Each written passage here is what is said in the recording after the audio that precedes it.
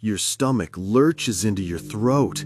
The wind is a deafening roar, whipping past your ears as the world becomes a terrifying, abstract blur. The ground, whether it's concrete, an ocean, or an endless black void, rushes up to meet you with absolute certainty. You brace for an impact that never comes. Instead, you gasp, your body jolts, and your eyes fly open to the familiar, comforting darkness of your own bedroom. Your heart is pounding a frantic rhythm against your ribs. Sound familiar? This sensation, the dream of falling, is one of the most intensely universal experiences of the human condition. It transcends culture, age, and geography. But why? Why do our brains subject us to this terrifying freefall in the dead of night? Over the next 15 chapters, we are going on a deep dive into the abyss, uncovering the most incredible 100 facts about this plummeting enigma. Let's begin our descent with the most fundamental question of all. Why do we fall? And that brings us to our very first amazing fact. A huge number of these falling sensations aren't actually dreams at all. They are powerful physical events known as hypnic jerks. This happens during the hypnagogic state, that wonderful hazy borderland between wakefulness and sleep. As you drift off, your muscles begin to relax and your breathing slows. But sometimes your brain gets its wires crossed. It misinterprets this rapid relaxation as a genuine, real-world fall. In a split second of panic, it sends a powerful electrical signal to your arms and legs, desperately trying to catch you. The result is that sudden, violent twitch or jolt that snaps you back to full consciousness, heart racing. It's your brain's own fire alarm, triggered by a false report. Up to 70% of people experience these. So if you've ever felt that sudden kick in your leg just as you were dozing off, you've experienced your brain trying to save you from a fall that never happened. But what if it's more than just a simple brain glitch? What if that jolt is an echo from our most distant ancestors? This leads to our second fact, a fascinating evolutionary theory often called the primate ancestor hypothesis. The idea is that for millions of years, our ancient ape-like ancestors slept in trees to avoid predators prowling on the ground below. For them, falling wasn't a dream, it was a lethal, ever-present danger. Natural selection would have favored those primates who had a built-in alarm system. Imagine one of our ancestors dozing on a branch. As their muscles relaxed, they might shift or slip slightly. A brain that could instantly react to this relaxation, mistaking it for a fall, and firing the muscles to grab on, would be a brain that survived. So, that hypnic jerk that startles you in your safe, comfortable bed might just be a primal, life-saving reflex, a ghost in our machine, passed down through millennia, a forgotten instinct from a time when sleep was a high-wire act. This brain-body confusion is fascinating, but the story gets even stranger when you look at what your brain is doing during a true dream state fall. And this is our third mind-bending fact. When you are in the deepest stage of dreaming, known as REM sleep, your brain purposefully paralyzes your body. This condition is called REM atonia, and it's a crucial safety feature. It prevents you from physically acting out your dreams. If you're dreaming of running a marathon, atonia is what keeps you from sprinting headfirst into your bedroom wall. But here's the twist. Sometimes, as you transition in or out of this REM state, your mind can wake up a fraction of a second before your body does. For a terrifying moment, you're conscious but unable to move. Your brain, detecting this paralysis but not understanding its own command, scrambles for an explanation. One of the most common narratives it creates to explain the sensation of being pinned down and helpless is the sensation of being held down by gravity. In other words, the sensation of falling. That dream isn't the cause of the feeling. It's the brain's frantic, improvised story to make sense of a confusing physical state. Of course, not every falling dream is a simple twitch or a neurological quirk. Our minds are meaning-making machines, which brings us to the profound psychological truth behind these dreams.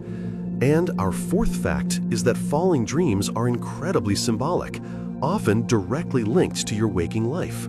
Psychologists and dream analysts have long suggested that these dreams represent a feeling of being out of control. Think about it. A fall is the ultimate loss of control. So, if you're feeling overwhelmed at work, facing instability in a relationship, struggling with financial insecurity, or feeling like you failed to meet expectations, either your own or someone else's, your subconscious mind might translate that emotional turmoil into the raw physical metaphor of a fall. It's your brain's way of screaming, "I've lost my footing. I don't have a secure foundation right now." The dream isn't about gravity, it's about the gravity of your situation. And that feeling of losing your footing can take many forms. This is something many people don't realize, and it's our fifth amazing fact on the list. The falling dream isn't always a dramatic plummet from a skyscraper. The core sensation is about losing support unexpectedly. Therefore, your brain can represent this in a multitude of ways. It could be a dream where you simply trip over a curb, stumble down a flight of stairs, have a chair pull out from under you, or even just slip on a patch of ice. The emotional core is identical, that sudden, shocking moment where the ground is no longer where you expect it to be. So, if you've ever dreamed of a simple, clumsy stumble that felt oddly terrifying, you were experiencing a variation of the classic falling dream.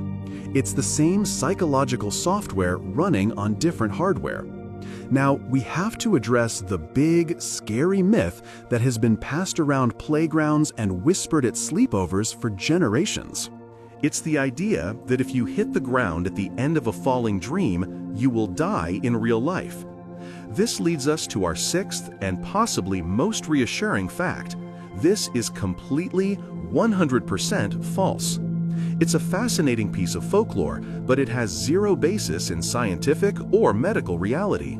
The reason most of us wake up before we hit the ground is simply because the adrenaline and panic generated by the falling sensation are so intense that they are usually strong enough to pull you out of sleep.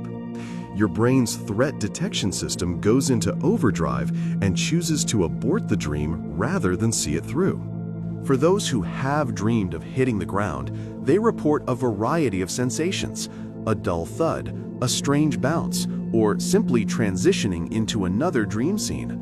But the one thing they all have in common? They woke up perfectly fine. So if it's not a real threat, and it's not an ancient primate reflex, and it's not just stress, what other systems are at play? Let's dive a little deeper into your own head. Our seventh incredible fact centers on a part of your body you probably don't think about much: your vestibular system. Located in your inner ear, this complex network of fluid-filled canals is essentially your personal gyroscope. It's responsible for your sense of balance, spatial orientation, and motion. When you're awake, it's constantly feeding information to your brain about which way is up. But when you lie down to sleep, the signals from this system change dramatically. There's less input, less movement. As you drift into sleep, your brain might notice this sudden quieting of the vestibular system. In this ambiguous state, without clear data, your brain can sometimes create its own sensation of movement to fill the void. And the most dramatic sensation of movement it can conjure is the disorienting, balance-shattering experience of a fall. It's like your internal GPS going briefly offline and rebooting with a jolt. So, as we've seen, that terrifying fall is a complex cocktail of confused reflexes, ancient instincts, neurological safety features, and deep-seated anxieties. It's a universal question our sleeping minds ask, and tonight we've only just begun to find the answers.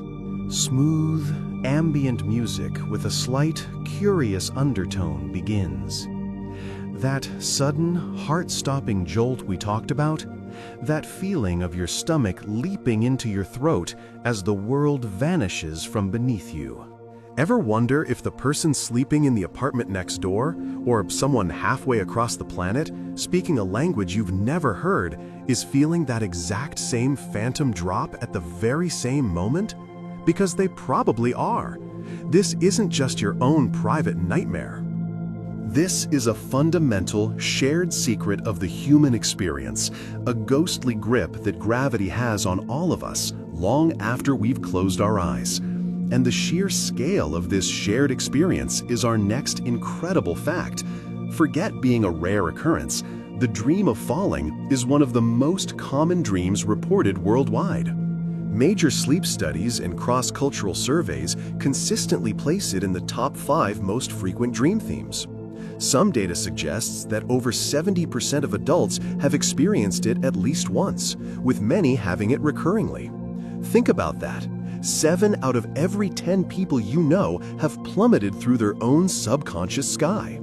It transcends culture, language, geography, and even time. From ancient civilizations who recorded their dreams on clay tablets to modern executives in high-rise penthouses, the sensation of an uncontrolled descent is a universal thread woven into the tapestry of our collective unconscious. It's not a glitch in your system, it's a core feature of the human operating system. But does this feature run more often at certain points in our lives? Absolutely. While the dream can strike at any age, research indicates that it's often most frequent and emotionally potent during periods of significant life transition and instability. Adolescence, with its turbulent cocktail of hormones and identity crises, is a prime time for these nocturnal nosedives. So is early adulthood, when we're navigating career changes, new relationships, and the daunting feeling of being solely responsible for our own path. It's your brain's metaphorical way of saying, "I've lost my footing." When you feel like you don't have a firm grasp on your waking life, your dreaming mind literally takes away the ground from beneath your feet. It's a direct, visceral translation of emotional insecurity into a physical sensation. So, if it's tied to instability, is there a difference between the sexes? Who gets tossed from these imaginary cliffs more often? The answer is neither. In one of the most fascinating displays of dream democracy, the falling dream appears to be a remarkably equal opportunity terror. While some studies show minute, statistically insignificant variations, the overwhelming consensus is that men and women report dreaming of falling in almost equal numbers. This powerfully reinforces the idea that the dream is tied to fundamental human anxieties, a fear of failure, loss of control, or insecurity that are not bound by gender. It's a shared vulnerability. Your brain doesn't check your gender identity before it decides to send you hurtling into the abyss. It just checks your anxiety levels. Now, this brings us to one of the biggest and most persistent myths in the entire world of dreams. You've heard it before. If you hit the ground in your dream of falling, you will die in real life. Let's put this to rest right now. This is completely 100% false. It's a chilling piece of folklore, but it has no basis in reality. In fact, countless people have reported dreaming that they do hit the ground. The outcome is never fatal.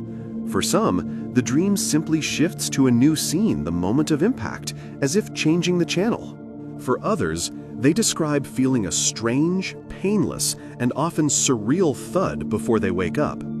The primary reason most of us wake up before impact is because the scenario triggers a massive spike in our brain's alarm system. The sheer terror and adrenaline rush of the final moments of the fall are often so intense that they are simply too stimulating for the sleeping brain to handle. It's like a biological circuit breaker.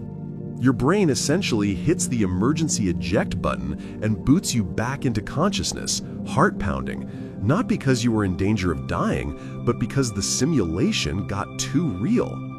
And while the sensation of falling is a human universal, the scenery for our terrifying tumbles is deeply personal and often culturally specific. This is where our individual lives paint the backdrop for our shared nightmare. Someone living in New York or Tokyo is statistically more likely to dream of falling from a gleaming, impossibly tall skyscraper. Their daily environment, filled with vertical lines and concrete canyons, provides the raw material for the dream. In contrast, someone living in a rural, mountainous region might dream of slipping from a rocky cliff face or a treacherous mountain path. A child who loves climbing might dream of falling from a tree in their backyard. The core anxiety, the loss of control, is identical, but the brain is a master set dresser, using the props and locations of our waking life to construct the stage for our fall. It's a beautiful example of how a universal human instinct is filtered through the lens of our unique, individual experience. Let's get a little more clinical for a moment.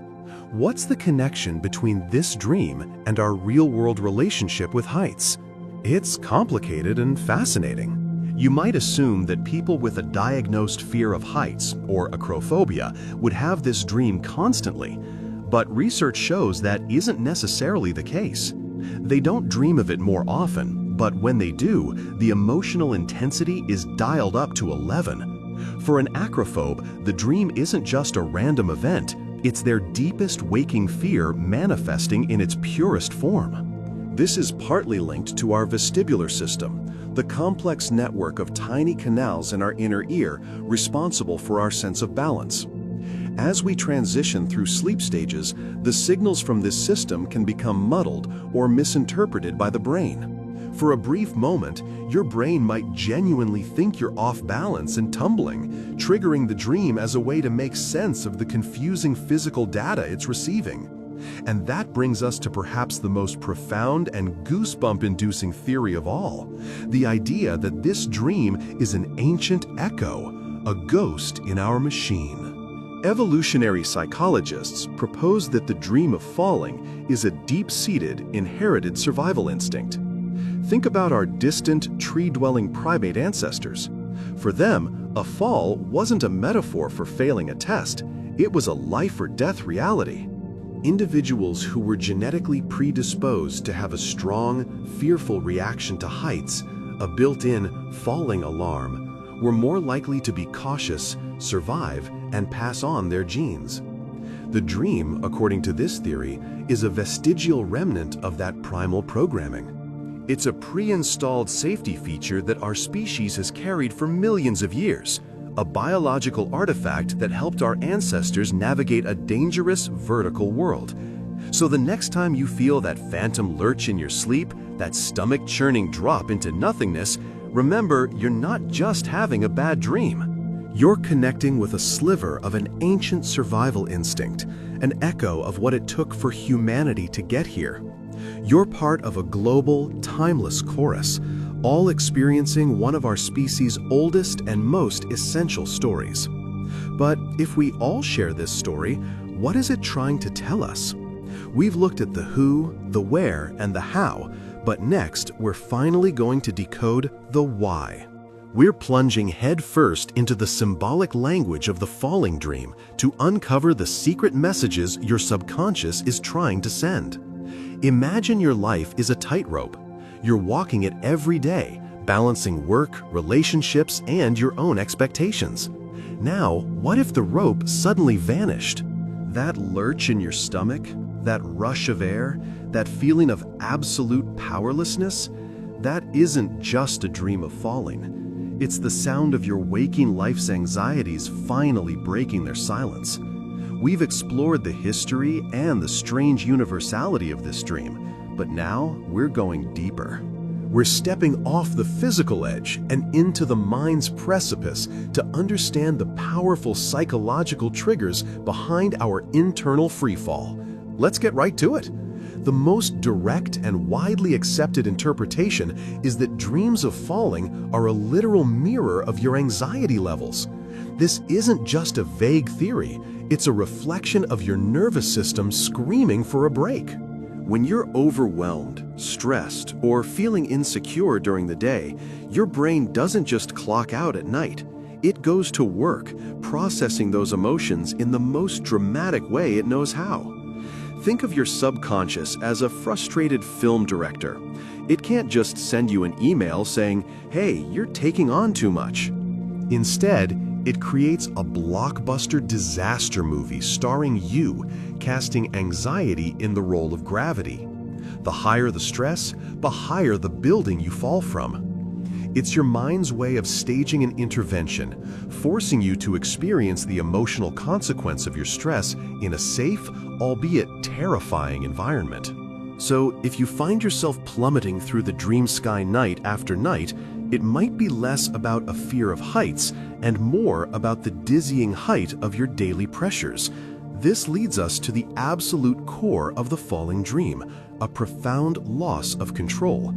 This is the cornerstone upon which almost all psychological interpretations are built. When you fall, you are completely subject to forces beyond your influence. You can't flap your arms and fly. You can't grab onto anything. You are helpless. Your dreaming mind masterfully uses this scenario to symbolize a situation in your waking life where you feel equally powerless. Are you in a job where your contributions are ignored? A relationship that's drifting in a direction you can't steer? Facing a financial problem with no clear solution? Your brain translates that abstract feeling of having no say into the raw, physical, and undeniable experience of a fall. The dream is a metaphor made real, a visceral gut punch to get you to acknowledge the areas where your own sense of agency has been eroded. It's a signal that a fundamental support structure in your life feels like it's collapsing beneath you. But what if the lack of control isn't from an external force, but from an internal one? This is where it gets fascinatingly personal. For many high achievers, the falling dream is a direct symptom of imposter syndrome. You've climbed the ladder of success. You're standing on the top floor with a great view. But a nagging voice in your head whispers, "You don't belong here. You're a fraud, and any second now, they're all going to find out." In this context, the fall isn't about failing. It's about being exposed. It's the subconscious fear of being pushed off the pedestal you feel you never deserved to be on in the first place. The dream becomes the ultimate dramatization of your internal anxiety, where the great height you've achieved feels precarious and unearned, and the fall is the inevitable consequence of your perceived inadequacy. It's a terrifyingly common experience for people who, from the outside, look like they have it all under control. Now, let's add another layer of detail that dream analysts love. The direction of your fall can be incredibly telling. Think about it. Are you falling forward, face first into the abyss? This often symbolizes a fear of the future. You're stepping into the unknown, a new job, a new city, the next stage of life, and you're terrified of what's to come and your inability to handle it. The fall is a manifestation of your anxiety about taking that next step. But what if you're falling backward? This is often interpreted as being pulled down by your past. You feel like an unresolved issue, a past mistake, or an old trauma is dragging you back, preventing you from moving forward. It's the feeling of losing progress, of being unable to escape something that should be behind you. The dream vividly illustrates this internal tug of war, showing you that something from your history still has a gravitational pull on your present. Of course, the direction is only part of the story. The location, the place you fall from, is the setting for your psychological drama, and it provides crucial clues. Falling from a sterile, man-made skyscraper, for instance, is heavily linked to anxieties about your career, professional ambitions, and your public reputation. The cold glass and steel represent a world of corporate ladders and societal expectations. On the other hand, falling from a natural cliff face can point to more personal, primal fears. It might represent a point of no return in relationship, a challenge to your fundamental beliefs, or a struggle with your own raw nature. Even falling out of your own bed can be symbolic, suggesting feelings of insecurity, vulnerability, and a loss of safety in your most intimate, personal space. Your brain is a masterful set designer, choosing the perfect location to tell you exactly which area of your life feels like it's on shaky ground. This feeling of being on shaky ground often peaks when we're faced with a monumental decision, and that's another trigger. The falling dream is the classic nightmare of the indecisive. You're standing on the edge of a choice, to take the job or not, to end the relationship or stay, to make the big move or remain where you are. The dream places you on that literal ledge, with the vast, empty space below representing the consequences of your choice. The act of falling, in this case, isn't just about a loss of control. It's the ultimate fear of making the wrong choice. It's the terror of commitment to a path that could lead to disaster.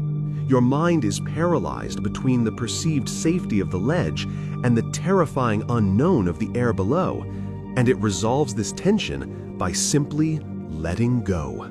The dream is a pressure release valve for the intense anxiety that comes with life-altering crossroads. But here's the most hopeful and perhaps the most mind-bending fact of all. Why do we so often wake up just before we hit the ground? The common myth is that if you hit the bottom, you'll die in real life, which we've already established is false. The psychological interpretation is far more elegant. Waking up before impact is your subconscious mind's way of telling you that the disaster you're dreading hasn't actually happened yet. The fall is a warning, not a prophecy. By jolting you awake at the last possible second, your mind is essentially shouting, "Pay attention! You're headed for a crash, but there is still time to pull up. There's still a chance to find your footing and regain control." It's not a sentence, it's a summons. The dream isn't showing you your inevitable fate, it's showing you the stakes. It's giving you the fear and the adrenaline rush without the finality, motivating you to solve the problem in your waking life before you ever have to face a real-world impact. You know the feeling.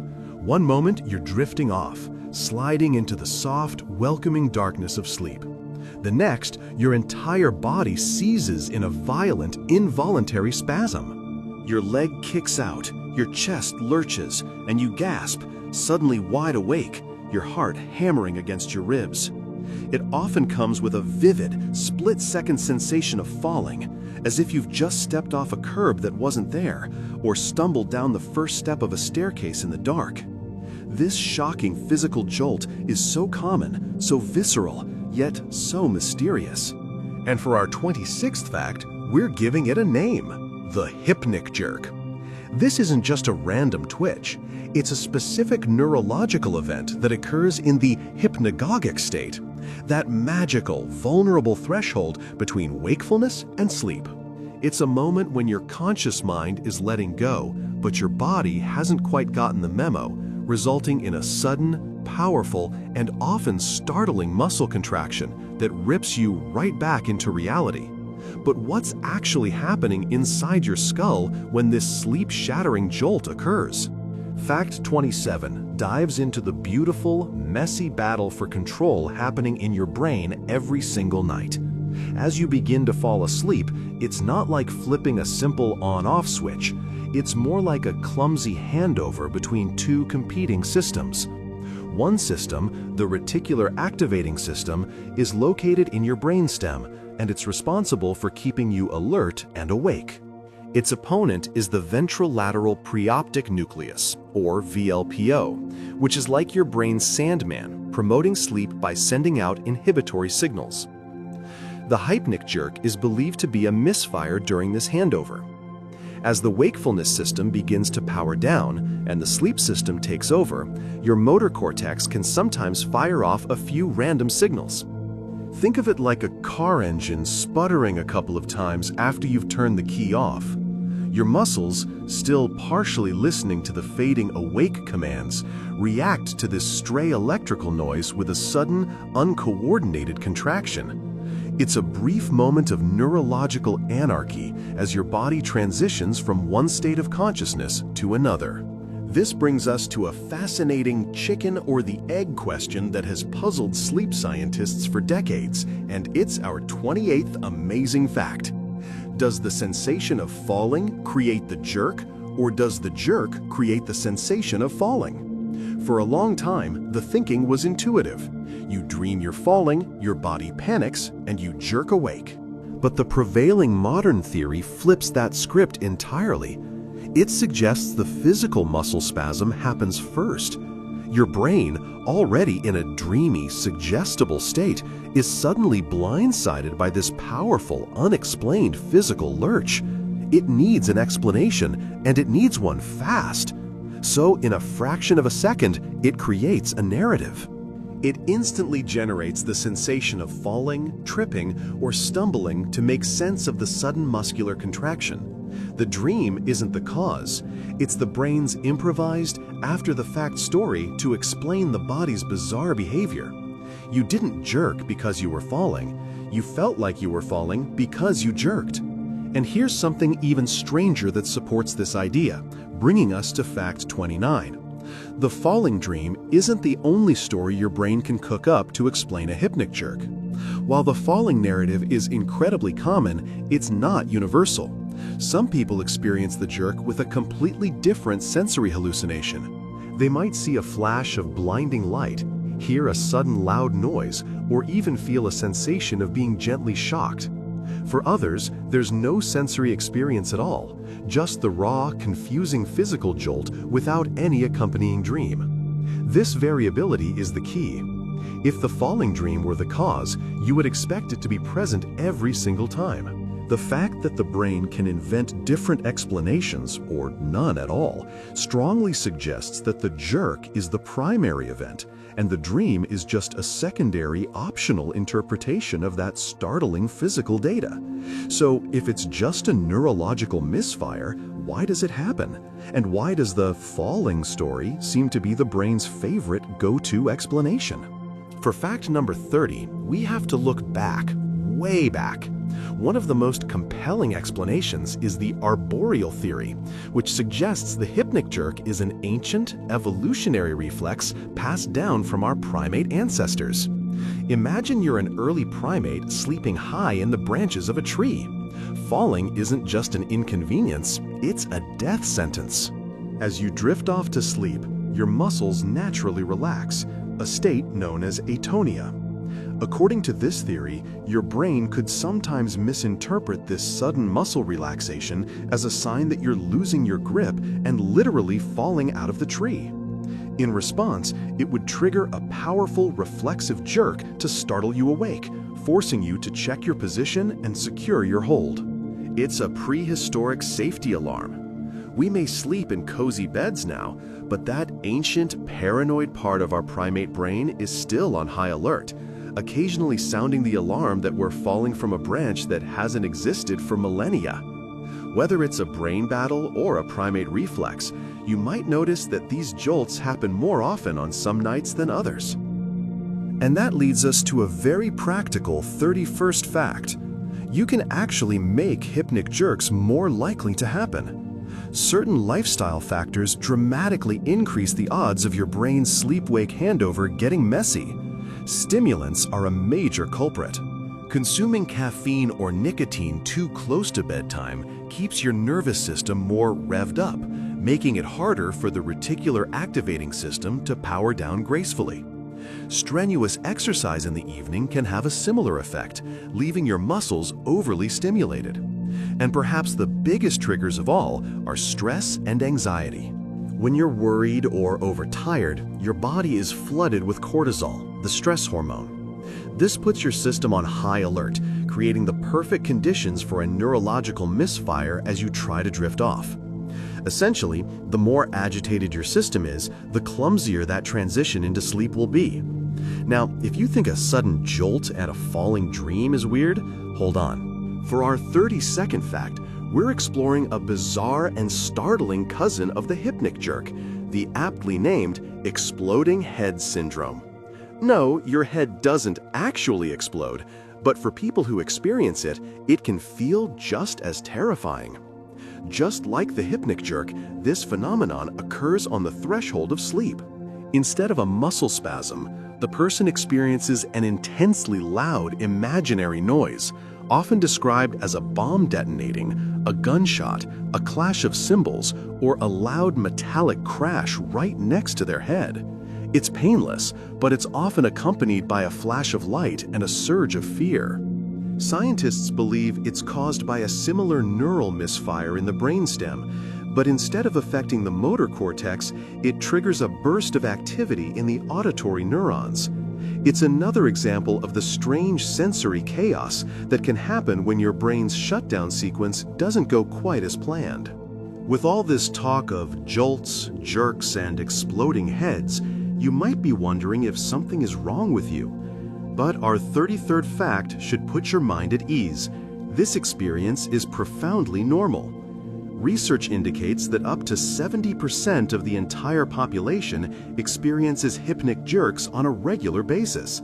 They are a universal feature of the human condition. In fact, you probably have them far more often than you realize. Most hypnic jerks are incredibly subtle. A minor twitch of a finger or a gentle flex of a toe that is so slight it doesn't even disturb your transition into sleep.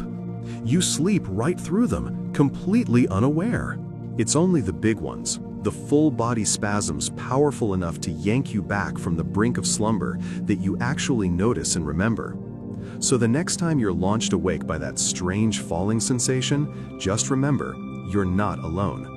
You're just part of the 70% club, experiencing a perfectly normal, if slightly terrifying, ghost from our evolutionary past. Narrator. But that's just the tip of the iceberg when it comes to the why. To truly understand this universal human experience, we have to pull back the curtain of time. Because long before neuroscientists were mapping brainwaves, our ancestors were staring up at the stars, convinced that when they fell in their sleep, it was for a reason. Take the ancient Egyptians. For them, sleep wasn't just rest. It was a perilous journey. They believed that a part of the soul, which they called the Ba, could leave the body during the night. The Ba was depicted as a human-headed bird, and it could fly free, visiting the land of the gods or revisiting places from one's life. But here's the crucial part. The Ba had to return to the body before waking. So, a dream of falling wasn't just a clumsy misstep. It was interpreted as the Ba's terrifying, frantic plunge back into the physical form, a difficult re-entry. It was a spiritual drama playing out in the theater of the mind, a sign that the connection between the physical and spiritual worlds was fragile and that your soul was barely making it home by sunrise. From the sun-scorched banks of the Nile, let's journey to the philosophical heart of ancient Greece, where they didn't just see a soul's return, they saw a warning from the gods themselves. The Greeks were masters of myth and metaphor, and the ultimate story of a fall was, of course, Icarus. Flying too close to the sun on wax wings, his pride led to a fatal plunge into the sea. For Ελληνικός ηθισητή, dreaming of falling was a direct echo of this powerful myth. It was seen as a divine slap on the wrist for hubris, for ambition that outstripped your station. Are you trying to rise too high in politics? Are you boasting too much about your wealth? A falling dream was a message from Olympus. Know your place, mortal, before you're put back in it. It turned a simple anxiety dream into a profound moral and theological lesson. But while the Greeks looked for mythic meaning, their neighbors in Mesopotamia were far more systematic. In the ancient cities of Babylon and Assyria, dream interpretation was a sophisticated science. They compiled vast libraries of dream omens on cuneiform tablets, with one of the most famous being the Ikur-Ipush. Think of it as the world's first dream dictionary, written in clay.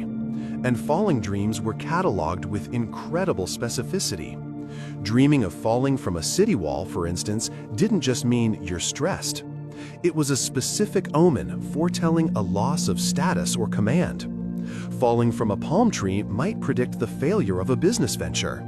Each detail, the height, the location, what you fell into, was a variable in a complex equation that could predict your future. For them, the dream wasn't a warning from the gods, but a coded message from the universe itself, just waiting to be cracked. This idea of falling as a symbol of loss and disgrace became even more deeply embedded in the Western psyche through Judeo-Christian traditions.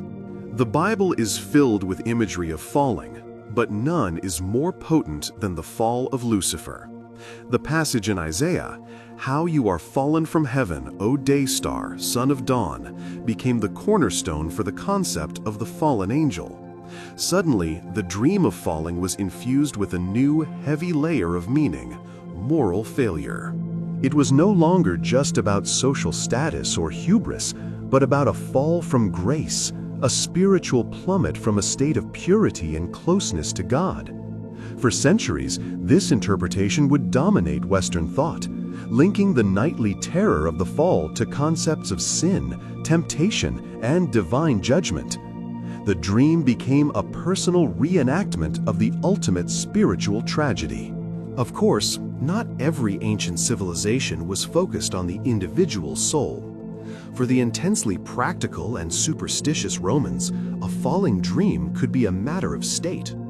Rome was a society that ran on omens and portents. Augurs would read the future in the flight of birds, and a lightning strike at the wrong moment could halt a military campaign. In this context, who was having the dream mattered immensely. If a common citizen dreamed of falling, it was a personal problem. But if a senator, a general, or the emperor himself dreamed of falling from his horse or from the top of the Capitoline Hill, that was a catastrophic omen for the entire republic, or later, the empire. It could be interpreted as the gods withdrawing their favor from Rome, foretelling military defeat, political assassination, or civil unrest. The individual's dream was no longer their own. It was a terrifying prophecy for millions. Let's venture north into the misty, cold world of the Norse. Their cosmos wasn't a flat earth with a heaven above. It was a far more complex structure centered on Yggdrasil, the great world tree whose branches and roots connected all 9 realms. A Viking's dream of falling wouldn't necessarily be from a building or a cliff. Imagine the sheer cosmic terror of dreaming you've lost your grip on a branch of Yggdrasil itself, plummeting through the void between worlds. This wasn't just a fall from grace, it was a fall out of reality, a sign of cosmic disorder. It could be interpreted as the fraying of the threads of fate, a weakening of the order that held the universe together, or even a personal vision of the coming of Ragnarok, the twilight of the gods and the end of all things. The stakes of a falling dream had been raised from the personal to the apocalyptic. Yet, across the Atlantic, some ancient cultures developed a completely different approach, not one of interpretation, but of intervention. For indigenous peoples like the Ojibwe and Lakota, dreams were a gateway to the spirit world, a place of immense power, but also potential danger. They didn't just passively receive dreams, they actively managed them. This is where the beautiful tradition of the dream catcher comes from. It wasn't just a decorative object. The web was designed to catch bad spirits or negative dreams, like a terrifying, uncontrollable fall, and hold them until the morning sun would destroy them. Good dreams, however, knew the way and would slip through the hole in the center to slide down the feathers to the sleeper. This represents a profound shift in perspective. Instead of asking, "What does my falling dream mean?" the question became, "How can I protect myself from this terrifying experience?" It was a proactive, spiritual technology designed to ensure the soul's journey at night was a safe and positive one. From a warning, to a prophecy, to a spiritual menace to be filtered out, it's clear that for our ancestors, the dream of falling was never, ever just a dream. It was a message written in the language of the soul. But as empires rose and fell, so too did the way we interpreted these nightly plunges, leading to even more bizarre and fascinating theories. And while our bodies are jolting us awake to make sure we're still safely tucked in bed, our minds are often trying to tell us something much, much deeper. We've talked about the biology, the physics, the jolt of the hypnic jerk, but now we're peeling back the curtain. We're going beyond the physical twitch and diving headfirst into the symbolic abyss. Because when you dream of falling, your brain isn't just misfiring, it's painting a masterpiece of metaphor. The ground rushing up to meet you isn't just a nightmare scenario, it's a message encoded in the language of fear. So, what is your plummet truly trying to tell you? Let's start with the big one, the interpretation that resonates with almost everyone. Fact number 36. A falling dream is overwhelmingly symbolic of a loss of control in your waking life. Think about it. The act of falling is the ultimate state of powerlessness. You are subject to gravity, a force you cannot negotiate with, fight, or outrun. Your dream logic seizes on this perfect, terrifying metaphor. Are you feeling overwhelmed at work, with a project spiraling into chaos? Is a personal relationship feeling unstable and unpredictable? Are your finances on a slippery slope? Your subconscious mind might bundle all that anxiety, all that helplessness, and hand it to you in the form of a dream where you're tumbling from a skyscraper.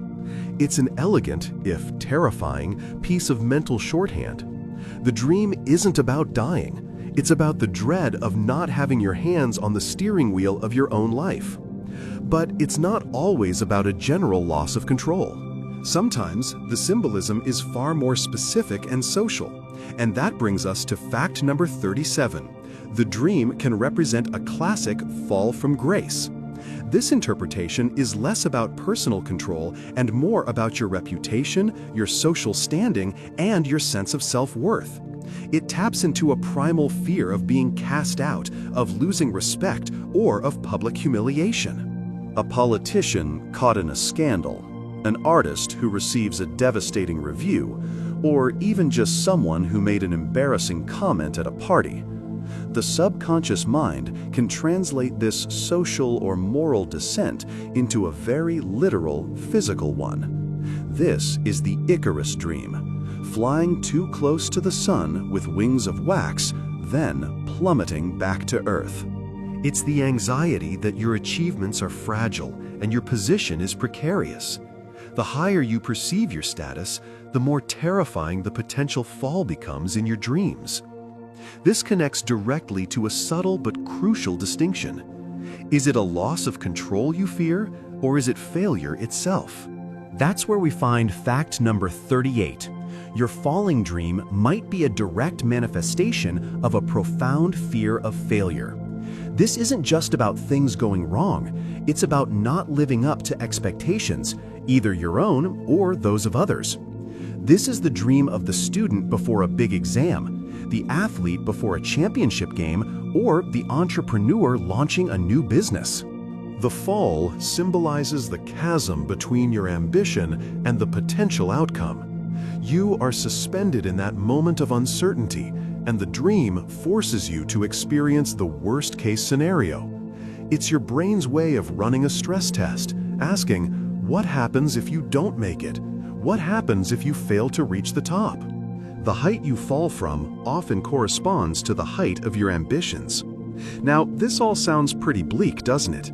Loss of control, public shame, total failure. But what if we've been looking at it all wrong? What if the fall is a good thing? Prepare for a twist, because fact number 39 reveals that a falling dream can symbolize the act of letting go and surrendering. This is a far more positive, though admittedly rarer interpretation. In this context, the fall represents releasing inhibitions, abandoning a need for control that was stressing you out, or freeing yourself from a burden. It can be about surrendering to love, embracing a massive life change, or finally quitting that job you hate. The initial fear of the fall might still be there, but it can be followed by a sense of peace or even exhilaration. It's your mind's way of saying, stop fighting it, just let go. Sometimes the only way forward is down. The symbolism gets even more intricate when it's not just about you. We tend to think of our dreams as a private theater, but they are deeply connected to our relationships. And this is wild. Fact number 40 is that the fall can symbolize a fear of letting someone else down. The anxiety isn't about your own failure, but about how your failure will impact others. It's the fear of a parent who feels they aren't providing enough for their child, a friend who broke a promise, or a partner who feels they are failing in the relationship. The dream isn't just, I am falling, it's, I am failing them. Your subconscious is wrestling with feelings of responsibility and guilt. The ground you're hurtling towards represents the disappointment you imagine in the eyes of the people you care about most. Of course, your dreams director, your subconscious, uses set design to tell the story too. Which is why fact number 41 is that where you fall from is a massive symbolic clue. The location of your plunge dramatically changes its meaning. Falling out of an airplane or from a sleek corporate skyscraper almost always points to anxieties about your career or professional ambitions. It's a modern, man-made fall. But tumbling from a cliff or a massive tree? That often suggests a struggle with more fundamental, primal aspects of your life, your health, your family, or your core identity. It's a fall from nature. Falling down a flight of stairs can symbolize a step-by-step loss of support or a gradual failure in a project. And falling out of the sky with nothing around you? That points to a foundational loss of security, a feeling of being completely untethered from anything stable in your life. Your brain isn't just picking a random setting, it's choosing the perfect backdrop for your specific anxieties. So, we've explored control, grace, failure, surrender, relationships, and even the setting of the dream. But let's go one level deeper, beyond the events of our lives and into the very structure of our minds. To round out our journey into symbolism, fact number 42 presents a truly fascinating psychological theory. The fall represents a rapid descent into the subconscious mind itself. In this view, the dream is a meta-experience. You are not just dreaming, you are dreaming about the process of dreaming. The fall is a metaphor for losing waking consciousness and plunging into the deeper, murkier, and often scarier parts of your own psyche. It can represent a confrontation with the shadow self, the parts of you that you repress or refuse to acknowledge. It's a journey inward, and the fear associated with it is the fear of facing what you might find in the depths of your own mind. The dream isn't just a message from your subconscious, it's a portal to it. And as we explore that portal, we begin to see that these dreams aren't just random neurological noise. They are rich, complex stories we tell ourselves every single night. But these stories have a cast of characters, and sometimes you're not the only one falling. What does it mean when you see someone else take the plunge? Or worse, when you're the one who pushes them? That's where we're going next. Upbeat, mysterious synth music begins, then fades slightly to background. Have you ever tried to explain a dream to someone only to have them stare back at you with a blank expression? It's personal, it's bizarre, but when it comes to the dream of falling, it's also universal. So universal, in fact, that for over a century, the greatest minds in psychology have been sitting on their own metaphorical ledges, peering down into the abyss of our subconscious to figure out what it all means. We've explored the what, the when, and the why of the fall, but now it's time to lie back on the therapist's couch and decode the symbols.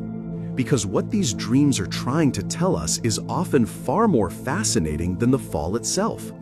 Let's start with the most common interpretation you'll hear, which brings us to our 43rd amazing fact. For many psychologists, a falling dream is a direct, unfiltered signal from your subconscious that you're feeling a loss of control in your waking life. Think about it. When you're falling, you are completely powerless. Gravity has you, and there's nothing you can do. This interpretation suggests the dream is a metaphor for a situation where you feel helpless or overwhelmed.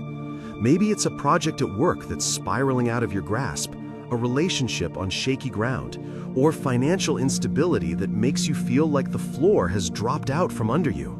The dream isn't about a literal fear of heights. It's about the figurative fear of losing your footing in the world you've built for yourself. It's your brain's dramatic, cinematic way of screaming, "I need to get a grip on things." Of course, you can't talk about dream interpretation without inviting the grandfather of psychoanalysis, Sigmund Freud, into the room. And his take, our 44th fact, is, well, it's very Freudian. He believed that for women in particular, the dream of falling was often a symbolic representation of anxiety related to sexuality. In his view, it symbolized the fear of giving in to temptation, of becoming a fallen woman, a term loaded with the moral baggage of his era. For men, he sometimes linked it to the anxiety of failing to perform. While many of his theories are now seen as products of their time, Freud was the one who truly popularized the idea that our dreams are a coded language, a secret message from our inner selves. He saw the fall not as a loss of control over life, but a struggle to control our own primal urges. But where Freud saw anxiety and repression, his famous student-turned-rival Carl Jung saw opportunity. And this leads us to our 45th incredible fact. Jungian analysis offers a surprisingly optimistic take on the falling dream. Jung believed our psyche is on a lifelong quest for wholeness, for what he called individuation. From his perspective, falling isn't necessarily a bad thing. It can symbolize the ego, your conscious sense of self, letting go of its rigid control and its public-facing mask, or persona. In this dream, you are falling away from a false or inflated sense of self, down into the deeper, unknown parts of your own mind. It's a descent into the unconscious to confront what he called the shadow self, the parts of you that you repress or deny. So for Jung, the terror of the fall is the terror of self-discovery. It's a necessary plunge before you can be reborn as a more complete, authentic individual. The psychoanalytic plot thickens with another one of Freud's contemporaries, Alfred Adler, who gives us our 46th fascinating theory. Adler was intensely focused on how we strive for significance and superiority to overcome our innate feelings of inferiority. He might interpret your falling dream as a direct warning from your subconscious about ambition. Are you flying too high? Have you climbed to a position of success or authority that you secretly feel you don't deserve? Adler proposed that the dream could be a manifestation of the fear of failure, a self-created nightmare where you are knocked off your pedestal. It's your brain's way of saying, the higher you climb, the harder you fall, cautioning you against hubris or reminding you of the precariousness of your achievements. It's a dream born not from a loss of control, but from the intense pressure of maintaining it. But let's move away from the early 20th century and into more modern interpretations, which can feel a bit more applicable. This brings us to our 47th fact. The falling dream might not be about losing control, but about the profound need to let go.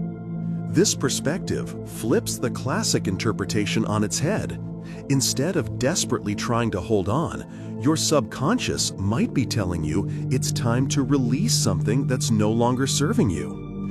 This could be a toxic relationship, a soul-crushing job, a long-held grudge, or an old belief system that's holding you back. The terror you feel in the dream isn't about the fall itself, but about the fear of the unknown that comes after you release that familiar, heavy weight. It's a surrender dream. The question it poses isn't, how do I stop falling, but what am I clinging to so tightly that my mind has to throw me off a cliff to get me to release it? Connecting beautifully to this idea is a very modern psychological concept, imposter syndrome. And for our 48th fact, It's a powerful lens through which to view the falling dream. Imposter syndrome is that nagging internal feeling that you're a fraud, that your accomplishments are just a fluke, and that at any moment you'll be exposed. The dream of falling from a great height, off the top of a skyscraper you built, or from a stage where you're receiving an award, is the perfect metaphor for this fear. You've reached a new height in your life, but you don't feel you belong there. The fall, then, is the imagined consequence of being found out. It's a dream that often plagues high achievers, artists, and executives, a nocturnal manifestation of the daytime anxiety that they are just one mistake away from having their success story come crashing down. Now, let's get a bit more technical with how a therapist might actually break down the dream, which reveals our 49th fact. The context of the fall is just as important as the fall itself. Skilled dream analysts point to a common two-part structure. Part 1 is the before. Where are you? Are you on a crumbling cliff edge, a beautiful mountaintop, a cold, sterile office building, or are you just floating in the sky? This initial location provides a crucial clue about what area of your life the dream is referencing.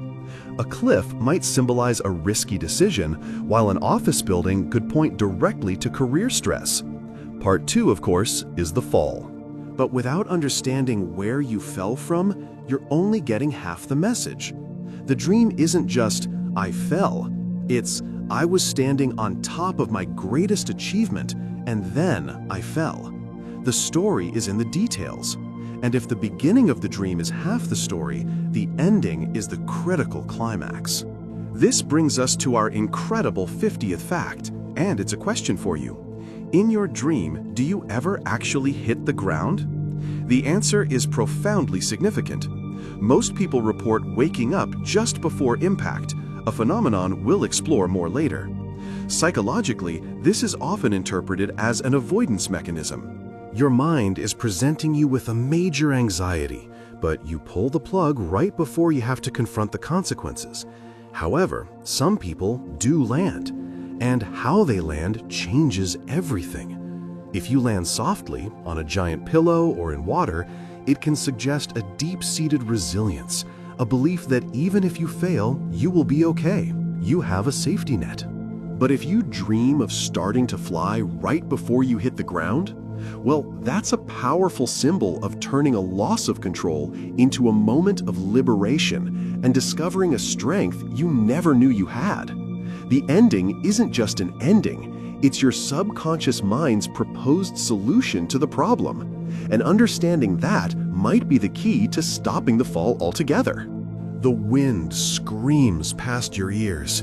Your stomach is a hollow knot. Your arms flail against an invisible current, and your eyes strain, searching for something, anything. But there is nothing. No city lights growing closer, no hard pavement rushing up to meet you, just an endless, silent, suffocating abyss. You fall, and you fall, and you fall, but you never, ever land. This isn't the quick, heart-stopping jolt we've talked about before. This is something else entirely. This is the dream of the infinite fall, the terrifying descent into a void where the ground has been completely erased from the universe. And understanding why our brains create this specific brand of unending terror reveals a startling amount about our deepest anxieties. So, what does it mean when your subconscious decides to delete the concept of impact? Fact number 50 points to a powerful psychological metaphor. The endless fall often represents a feeling of being in an inescapable limbo in your waking life. Think about it. A fall that ends symbolizes a conclusion. A problem is resolved, a decision is made, for better or worse. But a fall that never ends? That's the dream world equivalent of being stuck. It's the feeling of being in the middle of a major life transition without a clear path forward, like being between jobs, in a failing relationship you can't leave, or facing a huge project with no end in sight. The void isn't just empty space. It's a representation of a lack of foundation, a loss of control, and the terrifying uncertainty of not knowing what the next step is, because in the dream, there is no next step. Your brain is taking your waking anxiety about being up in the air and translating it into a literal, perpetual state of suspension. It's a profoundly unsettling feeling, because the dream denies you the one thing every fall promises: a resolution. This feeling of being trapped in a moment is so potent, but is it purely psychological? Or is our own internal hardware glitching out, creating a sensory illusion that feels all too real? That brings us to a fascinating piece of our internal anatomy. Fact 51 reveals that the endless fall dream could be a bizarre side effect of your brain trying and failing to properly interpret signals from your vestibular system. This system, located in your inner ear, is your body's personal gyroscope. It's responsible for your sense of balance, motion, and spatial orientation. When you're asleep, especially during REM sleep where most vivid dreams occur, your body is motionless. Yet, your brain is firing on all cylinders, creating a vibrant, simulated world. In that simulation, it might generate the sensation of falling. But here's the catch: your vestibular system isn't sending back the corresponding real-world data of acceleration and orientation change. It's a sensory mismatch. Your brain says, "We're falling," but your inner ear says, "Nope, we're perfectly still." This conflict could create a feedback loop where the sensation of falling is initiated but never grounded by physical confirmation, stretching a split-second sensation into a seemingly infinite descent. It's less a metaphor and more of a neurological glitch, a ghost in the machine of your own perception. So our brains might be getting their wires crossed, but the symbol of the void itself is something humans have been fascinated by for millennia. It's not just an empty space in our dreams, it's a canvas for our greatest fears and biggest questions. Let's zoom out from the personal to the universal. Fact 52 is that the void you're falling into is one of the oldest and most powerful symbols in the human psyche, representing everything from annihilation to ultimate potential. In many cultural and spiritual traditions, the void isn't just nothing, it's the primordial nothing, the state before creation, the ultimate unknown. In a dream, falling into it can tap into a primal fear of non-existence or losing one's identity, or return to that pre-conscious state. Psychologically, Carl Jung might interpret this abyss as the vast, unexplored territory of the collective unconscious. It's the part of you that is completely unknown. But here's the twist: the void isn't always negative. For some, it can be seen as a blank slate. Falling into it could symbolize shedding an old self, letting go of all attachments, and opening yourself up to pure creative potential. It's the terrifying but necessary step before a profound rebirth. So, are you falling into oblivion, or are you falling into a well of infinite possibility? Your dream might be asking you to decide. Deciding how to interpret the fall is one thing, but what if you could do more? What if you could stop being a victim of the void and become its master? This is where things get truly mind-bending. Fact number 53 explores how the endless fall dream becomes a literal playground for lucid dreamers. Lucid dreaming, as you might know, is the state of being aware that you are dreaming while still inside the dream. For a typical dreamer, the infinite fall is pure terror and helplessness. But for a practiced lucid dreamer, that moment of realization, "Hey, this isn't real, I'm dreaming," changes everything. The helplessness vanishes. The endless void is no longer a prison, but an opportunity. Instead of plummeting, they can choose to slow their descent, stop entirely, or even reverse direction and start flying. That terrifying abyss becomes a safe, zero-gravity training ground to practice dream control. Many lucid dreaming guides actually use the falling sensation as a trigger, a reliable dream sign to cue the dreamer to become aware. So, the very nightmare that plagues so many becomes, for a select few, the key that unlocks the door to a world of complete freedom. But for those of us who haven't yet mastered lucid dreaming, the feeling of helplessness remains. And that feeling is often tied to very specific and very modern anxieties. While a quick fall might symbolize a sudden failure, Fact 54 clarifies that the endless fall is often specifically linked to the process and fear of failing rather than the failure itself. It's the embodiment of performance anxiety.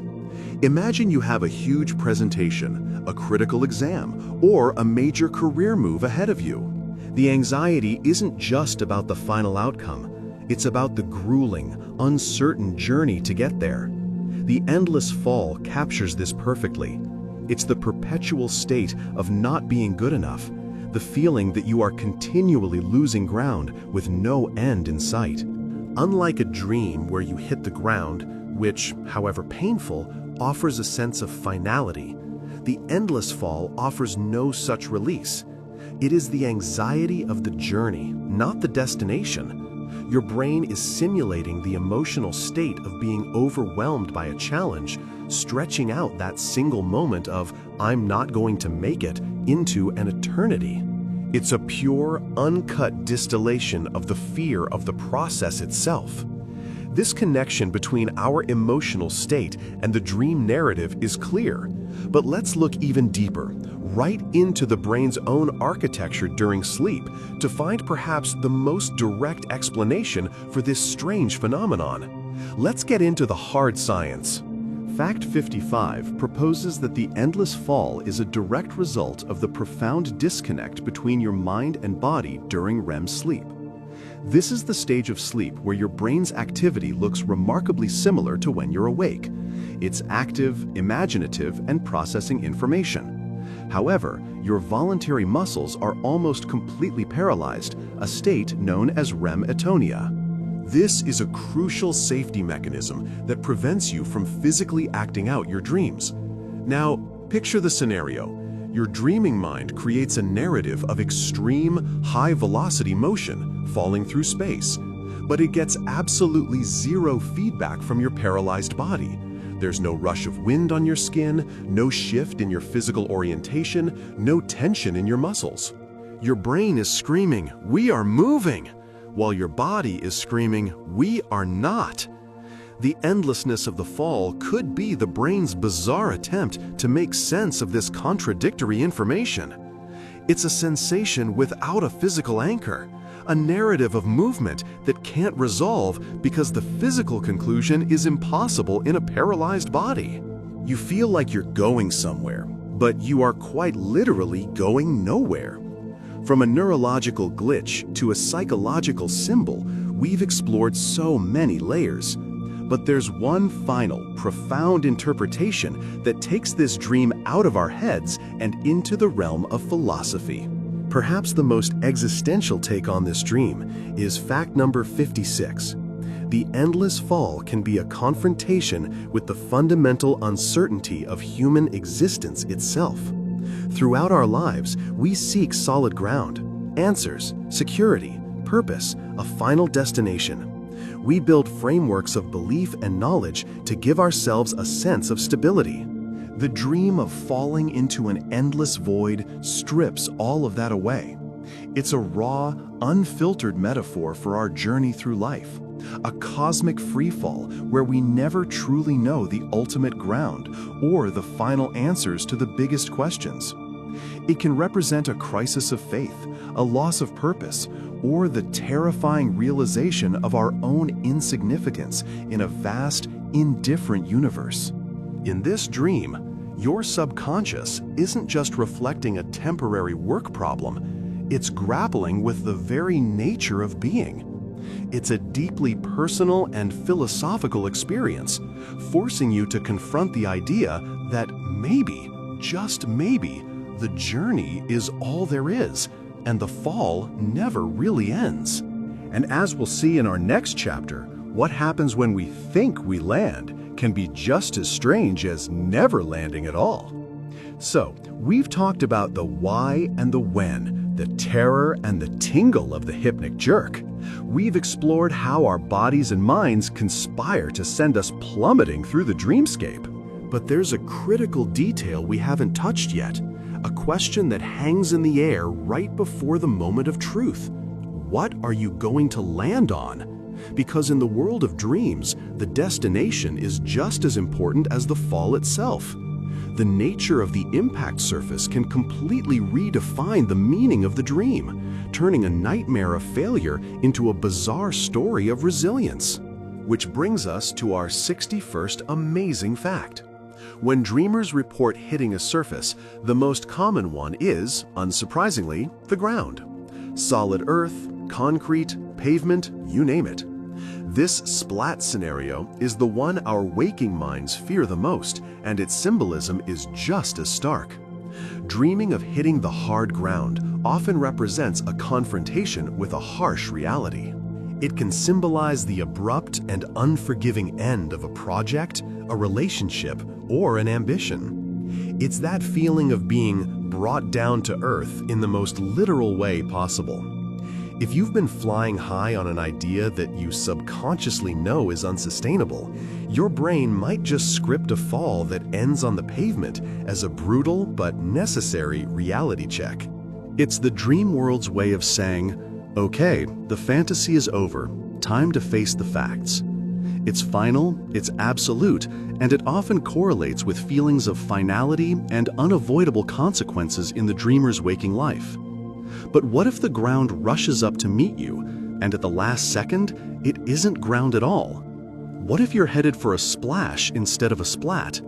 That leads us to fact number 62. Falling into water is one of the most symbolically rich variations of this dream. While hitting the earth often signifies a definitive, hard ending, water represents something far more fluid and complex. Water is the universal symbol for emotions, the subconscious, and the unknown. Plunging into a body of water in a dream can mean you're feeling overwhelmed by your emotions. The fall represents losing control, and the water is the sea of anxiety, sadness, or even passion that you're about to be submerged in. It's less about a single, final failure, and more about becoming immersed in a deep, powerful emotional state. Instead of an end, it's a baptism, a total immersion into the very feelings you might have been trying to fly away from. Of course, not all water is created equal, and the state of that dream water is a massive clue. And for our 63rd fact, we need to look closer at the H2O. Is the water you're falling into a crystal clear, tranquil turquoise pool, or is it a dark, churning, murky ocean? The difference is everything. Falling into clear, calm water can actually be a positive omen. It might suggest that after a period of terrifying uncertainty, the fall, you will find clarity, emotional cleansing, and a sense of rebirth. It's like a forced purification. However, falling into dark, muddy, or stormy water is a classic anxiety symbol.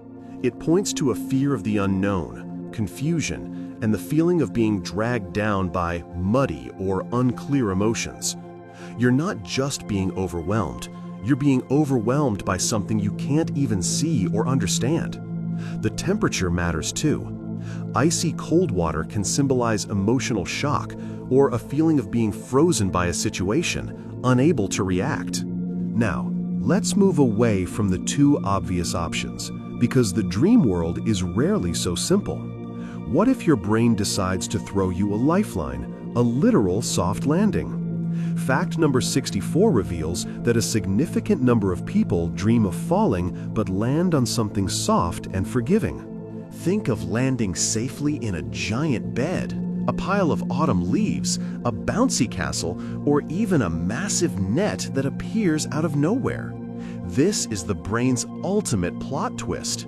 This safety net dream often occurs when you're going through a period of high stress but have a subconscious belief that you will be okay in the end. It's a powerful symbol of trust. Trust in your support systems, like friends and family, or trust in your own resilience. You might consciously fear failure, but deep down, your mind is reassuring you that even if you fall, you won't break. You will be caught. It's an incredibly comforting message packaged in a terrifying scenario. But for every dream of a soft landing, there's a nightmare of a particularly brutal one. The mind can be a cruel director, which brings us to a more disturbing truth for Fact 65. Sometimes the landing surface isn't just hard, it's specifically designed to inflict pain. People report dreaming of falling onto a bed of spikes, a floor of broken glass, or into a tangle of thorny branches. These dreams elevate the anxiety from a general fear of failure to a specific fear of a painful, torturous outcome. This isn't just about an endpoint, it's about the suffering involved in getting there. Symbolically, this can point to a fear of betrayal, the feeling that someone has set a trap for you. It can also represent self-punishment, where the dreamer feels they deserve a painful consequence for a perceived mistake. The specifics are key. Falling on glass might relate to shattered hopes or a fragile situation, while spikes could symbolize sharp, cutting words or a piercing emotional wound. Okay, this next one completely defies the laws of physics, but in the dream world, physics is merely a suggestion. So, for our 66th fact, let's talk about the bounce. Have you ever dreamt of hitting the ground at terminal velocity only to bounce right back up, completely unharmed, like a super ball? This is a rarer but incredibly fascinating variation of the falling dream. Hitting the ground and bouncing symbolizes immense resilience. It's the ultimate psychological expression of the phrase, "What doesn't kill you makes you stronger." This dream suggests a powerful belief in your ability to recover from anything.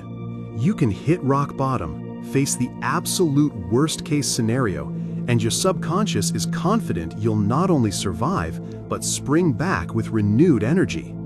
It's a dream of anti-fragility, suggesting that setbacks and failures might actually make you stronger, propelling you back to where you were, or perhaps even higher. And that idea of bouncing versus splatting perfectly sets up our 67th fact, which ties all of these landing zones together. Ultimately, the surface you dream of landing on is a mirror for your perceived sense of agency and control over your life's challenges. Think about it. Hitting unyielding concrete suggests a situation feels faded, final, and completely out of your hands. The outcome is absolute. Landing in water, however, suggests the outcome is more fluid, emotional, and perhaps even navigable if you can learn to swim. A soft landing indicates a belief in external support or internal safety nets. And bouncing? That suggests a supreme confidence in your own power to overcome the impact. So the next time you dream of falling, don't just focus on the fall itself. Pay close attention to what's coming up to meet you. The answer might just tell you everything you need to know about how you truly feel about the challenges you're facing the moment your eyes open. So, we've tumbled through the psychology, the biology, and the symbolism of the falling dream. We've seen how it reflects our waking anxieties about failure, loss of control, and the great unknown. For many, that's where the story ends, with a jolt, a gasp for air, and a racing heart in a dark room. But what if it wasn't an ending? What if that terrifying plunge was actually an invitation? An opportunity to not just experience the dream, but to take the controls. Because for our 61st amazing fact, we're entering the world of lucid dreaming, which is arguably the ultimate tool for mastering the falling dream. Lucid dreaming isn't about stopping the dream. It's about becoming aware that you are dreaming while you're still in it. The moment this awareness dawns, the entire dynamic shifts. The panic of the helpless victim is replaced by the curiosity of the conscious explorer. Suddenly, the script is no longer written for you. You've just picked up the pen. The wind rushing past isn't a harbinger of doom, but a tangible sensation in a world you know is a construct of your own mind. This realization single-handedly defangs the fear. The fall doesn't stop, not yet, but the terror dissolves, replaced by a profound sense of wonder and, most importantly, potential. But how do you just become aware? It sounds like a superpower, but it's a skill, and like any skill, it can be trained. Which brings us to a wonderfully simple and strange technique for our 60-second fact, the reality check. The reason we get swept away by dreams is that we accept their bizarre logic without question.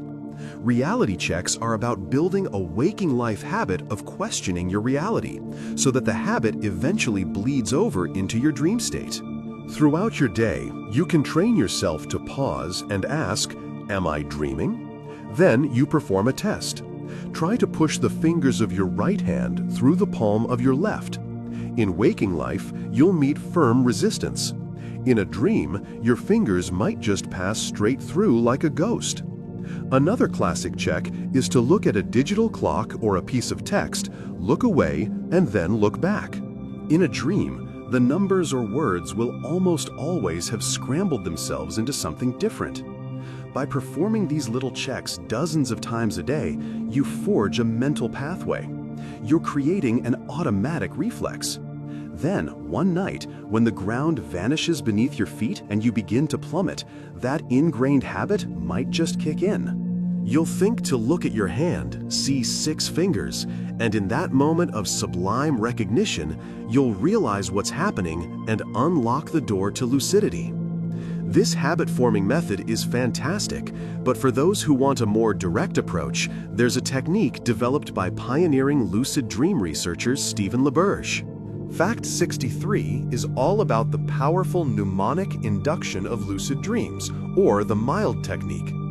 This is less about hoping a habit carries over and more about setting a direct, conscious intention. It sounds complicated, but the process is surprisingly straightforward. You set an alarm to wake yourself up after about 4 to 5 hours of sleep, right in the middle of a prime REM cycle.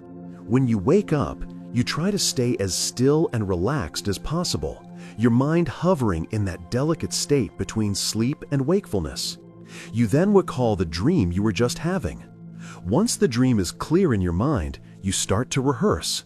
You visualize yourself back inside that dream, but this time you see yourself recognizing that it's a dream. You see yourself becoming lucid.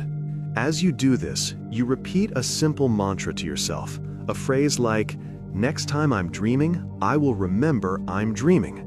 You focus on this intention, this one single goal, as you allow yourself to drift back to sleep.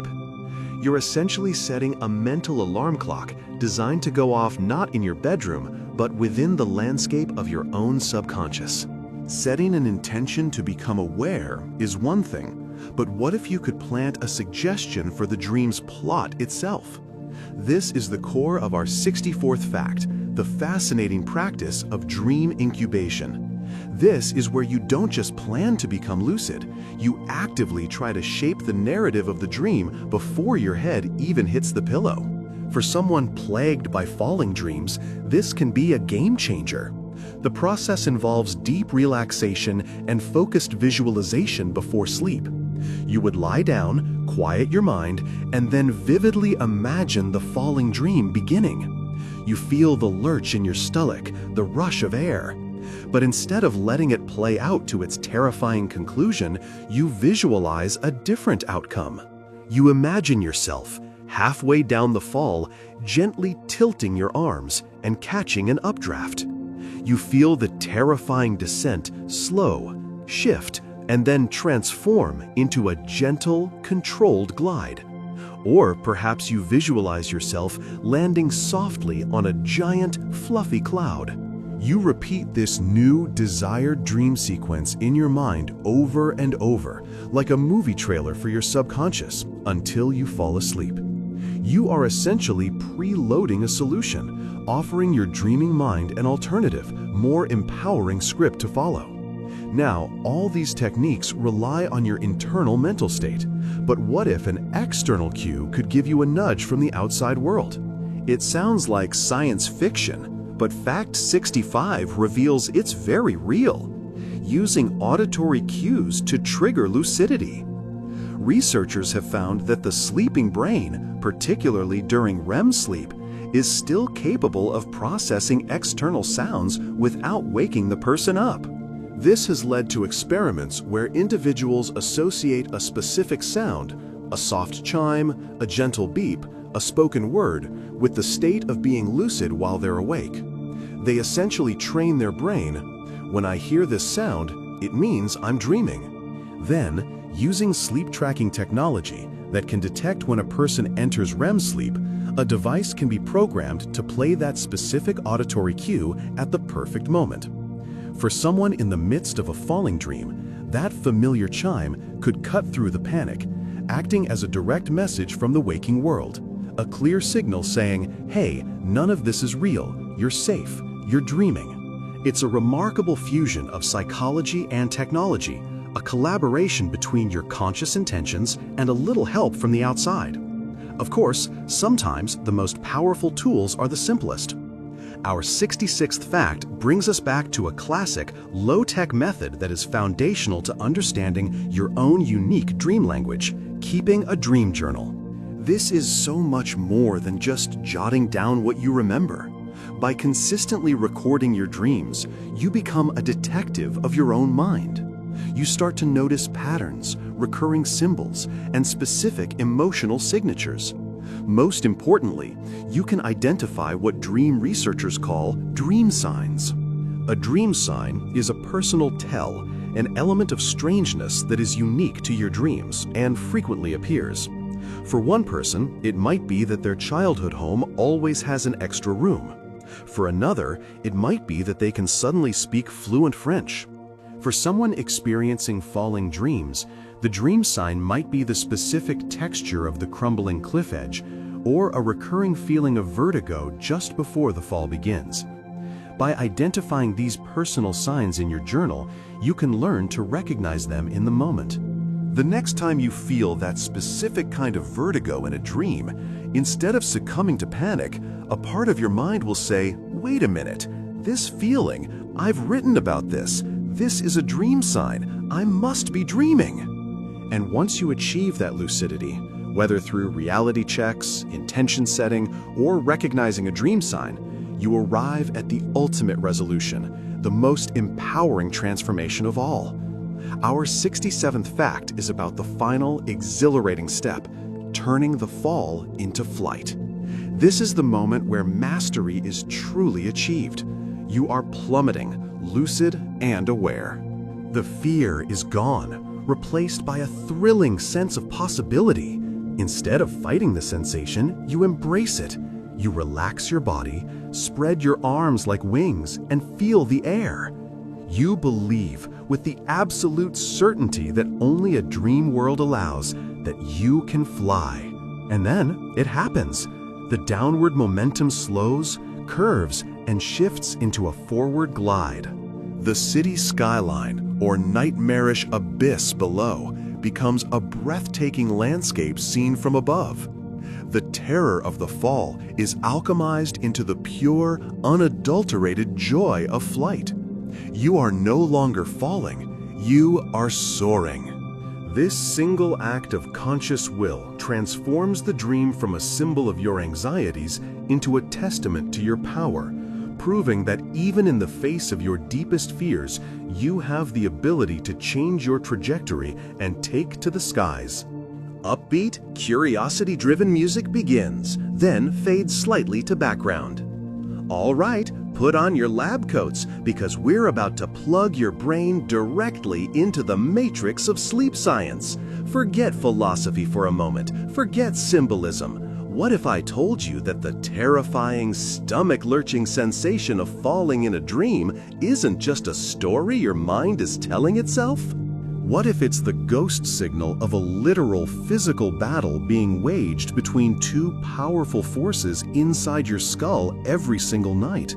We're peeling back the scalp to look at the raw wiring, the electrical storms, and the chemical soup that cooks up these nocturnal nosedives.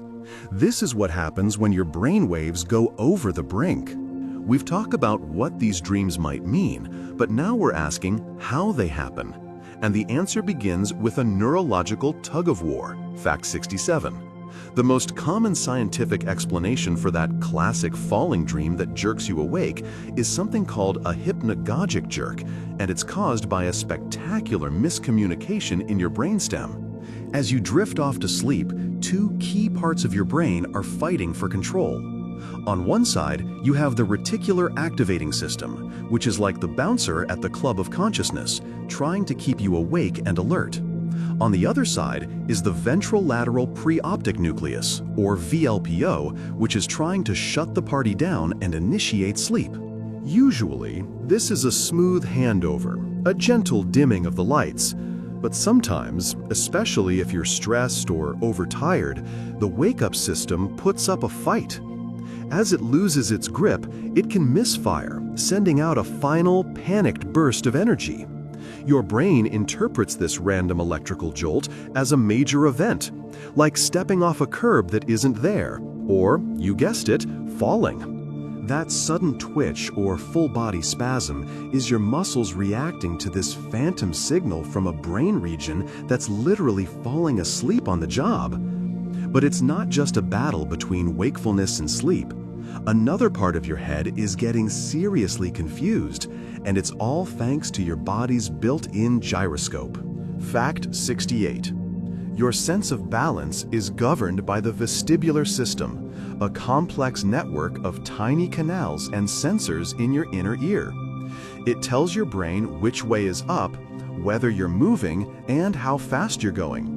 When you're awake, it works perfectly with your eyes and muscles to give you a stable sense of your place in the world. But as you fall asleep, your muscles relax completely in a process called sleep atonia. Your eyes are closed. Your brain is suddenly deprived of its two most reliable data sources. So what's left?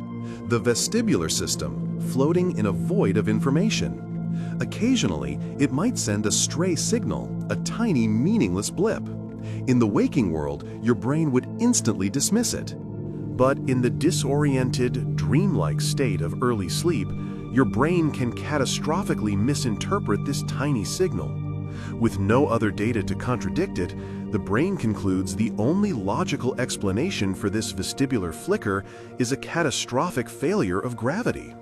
It decides you are plunging into an abyss, triggering a massive adrenaline dump to wake you up and save you from a threat that exists only as an echo in your inner ear.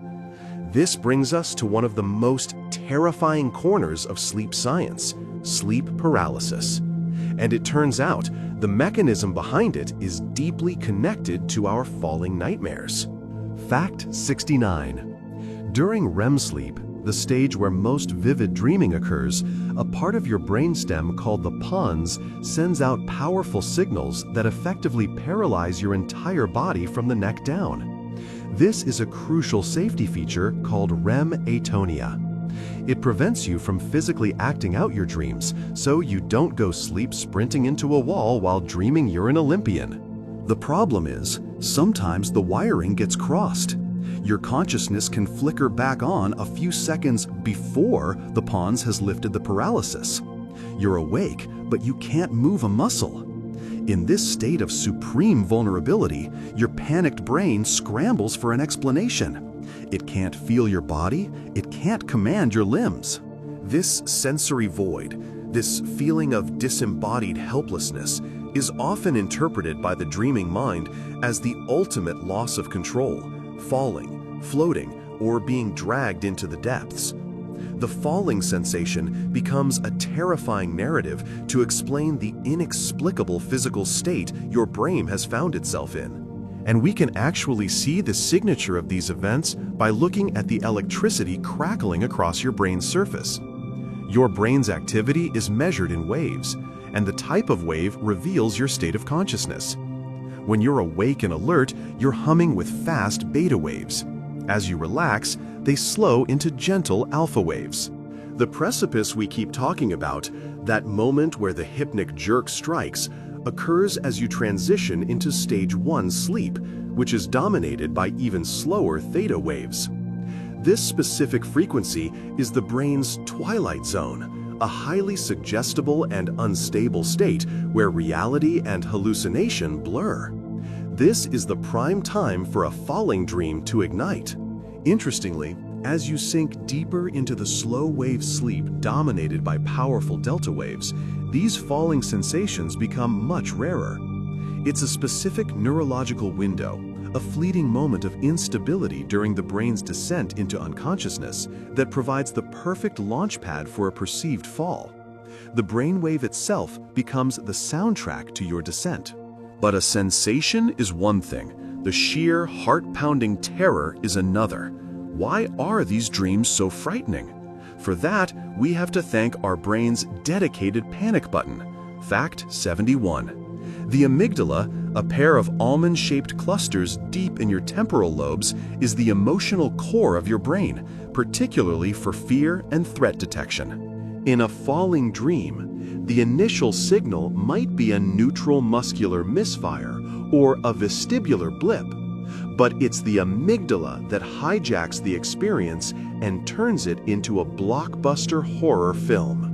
Once it detects the sensation of falling, it goes into overdrive, flooding your system with fear signals without the usual checks and balances from your rational prefrontal cortex, which is mostly offline during sleep. This is why the fear in a falling dream feels so primal and absolute. The amygdala isn't just suggesting you're in danger, it's screaming it, triggering a very real physiological response. Your heart races, you gasp for air, you sweat, all to save you from a danger that only it can see. It single-handedly transforms a minor neurological glitch into a near-death experience.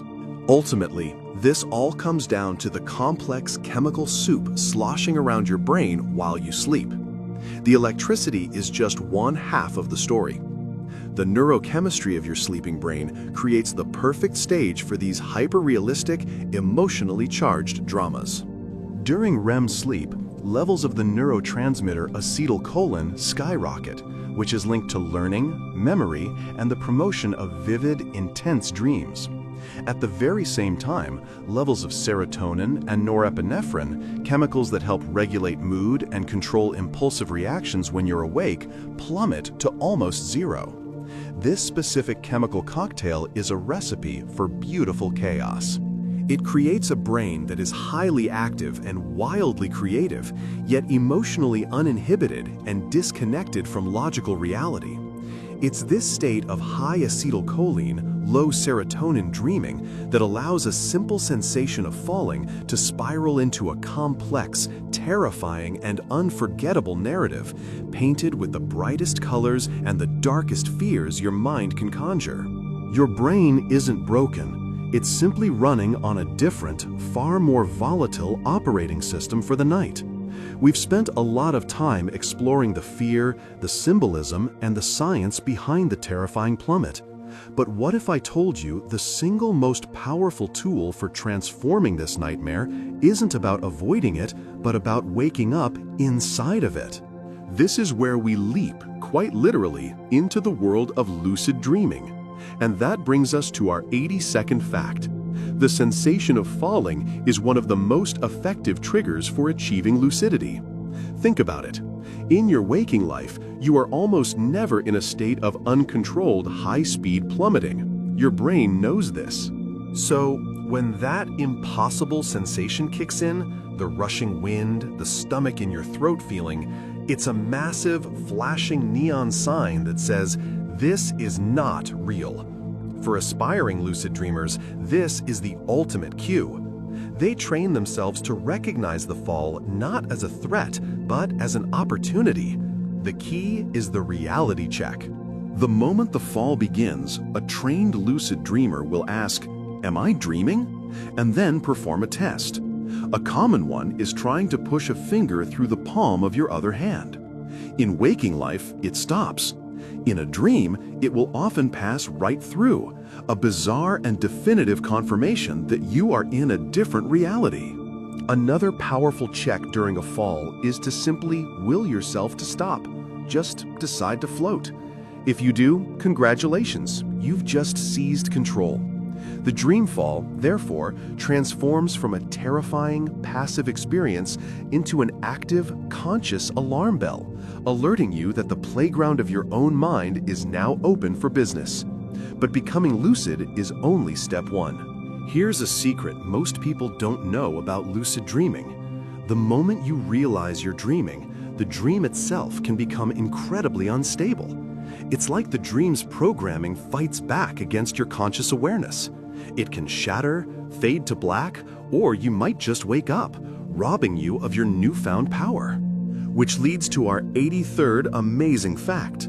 Lucid dreamers have developed specific stabilization techniques that work even while you're in the middle of a dream fall.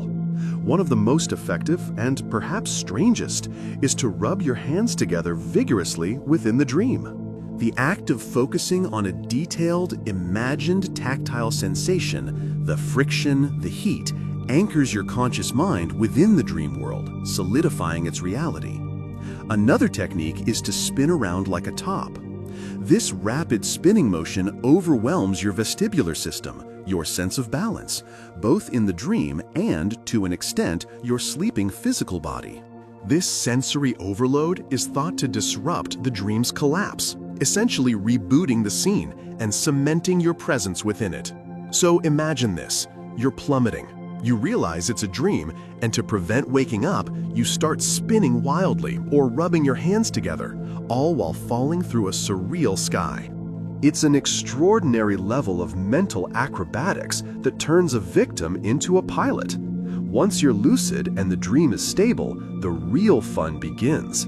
You're no longer falling, you're descending with intent. And this is where we find one of the most sought-after experiences in the human psyche. Our 84th fact is that transforming the fall into controlled flight is the most common goal and achievement for lucid dreamers facing this scenario. This isn't just about sprouting wings. Dream flight is a matter of pure willpower and belief. It's about fundamentally shifting your relationship with the dream's gravity. Instead of fighting the downward pull, you accept it and then redirect it. Many lucid dreamers report that the initial feeling is like swimming through thick air, a slow breaststroke motion to arrest their descent. Then, by focusing their intent, they can push off the air itself, angling upwards. The psychological shift is profound. The fear of impact vanishes, replaced by an exhilarating sense of absolute freedom. You are no longer defined by the fall. You are defining it. Some describe the physics as feeling like being Superman, others as being weightless like an astronaut. The key is that the terror that once defined the dream is transmuted directly into a feeling of empowerment and euphoria. The nightmare has literally become the ultimate power fantasy. But what if you don't fly away? What if, in your newfound state of lucid courage, you decide to see the fall through to the end? This leads to a truly mind-bending exploration of the subconscious.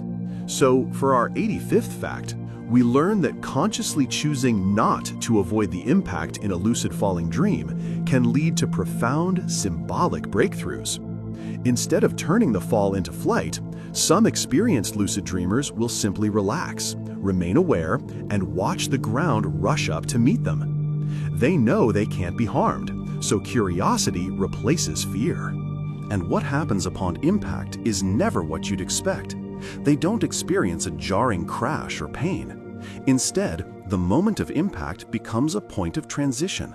Some dreamers report passing straight through the ground as if it were water, entering a whole new dreamscape beneath the earth, a hidden cavern, a subterranean city, or a symbolic representation of their deeper subconscious. Others describe landing with impossible softness, as if on a giant pillow where a dream character is waiting to deliver a message. The ground in this context isn't an endpoint, it's a doorway. By facing the ultimate fear of the dream head-on, the dreamer proves to their own subconscious that the fear is baseless, often resolving the root anxiety that was causing the dream in the first place.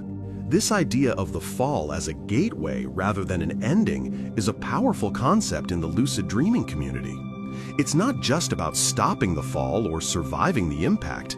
It's about using the incredible kinetic energy of the dream for your own purposes. This gives us our 86th incredible fact. The falling dream can be used as a launchpad to travel to any desired dream location. Once a dreamer is lucid and in control, the downward momentum is just that, momentum. It can be redirected. Instead of pulling up into flight in the current dreamscape, they can use the fall to dive into a completely different one. By holding a clear intention in their mind, say, I want to go to the surface of Mars, or I want to visit the Library of Alexandria, the dreamer can steer the fall. The scenery of the sky and the ground below will dissolve and reform into their desired destination. The fall becomes a method of dream world teleportation. It's an incredibly efficient way to change the scene, using the dream's own dramatic energy against it. The nightmare of the fall is hijacked and repurposed into a high-speed, interdimensional travel mechanism, entirely subject to the dreamer's will. Now, all of this sounds amazing, but it requires you to remember to become lucid in the heat of the moment, which can be difficult. So, how can you prime your brain for this ahead of time? You don't have to wait for the fall to happen by chance. You can set a trap for it. And our 87th fact reveals how the mnemonic induction of lucid dreams, or MILD technique, can be used to pre-program your response to a falling dream. The MILD technique was developed by pioneering lucid dream researcher Stephen LaBerge. It involves setting a clear intention before you go to sleep. As you're drifting off, you repeat a mantra to yourself, something like, "The next time I am falling, I will remember that I am dreaming." You visualize yourself in the middle of a falling dream, but this time you see yourself recognizing the dream signs, becoming lucid, and then successfully turning the fall into flight. By rehearsing this scenario in your mind over and over as you fall asleep, you are embedding an instruction deep into your subconscious.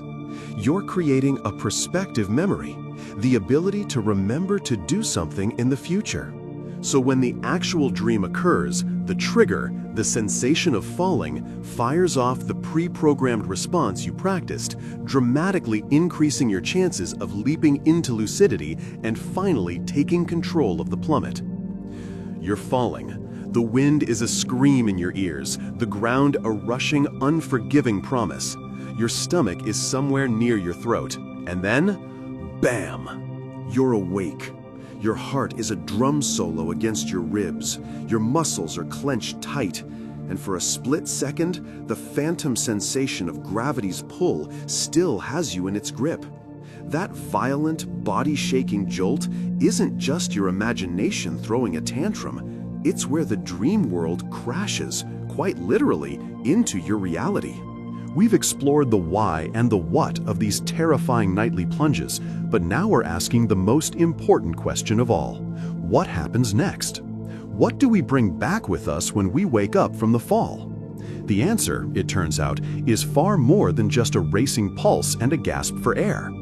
That jolt, that sudden full-body twitch known as a hypnic jerk, is our 87th incredible fact.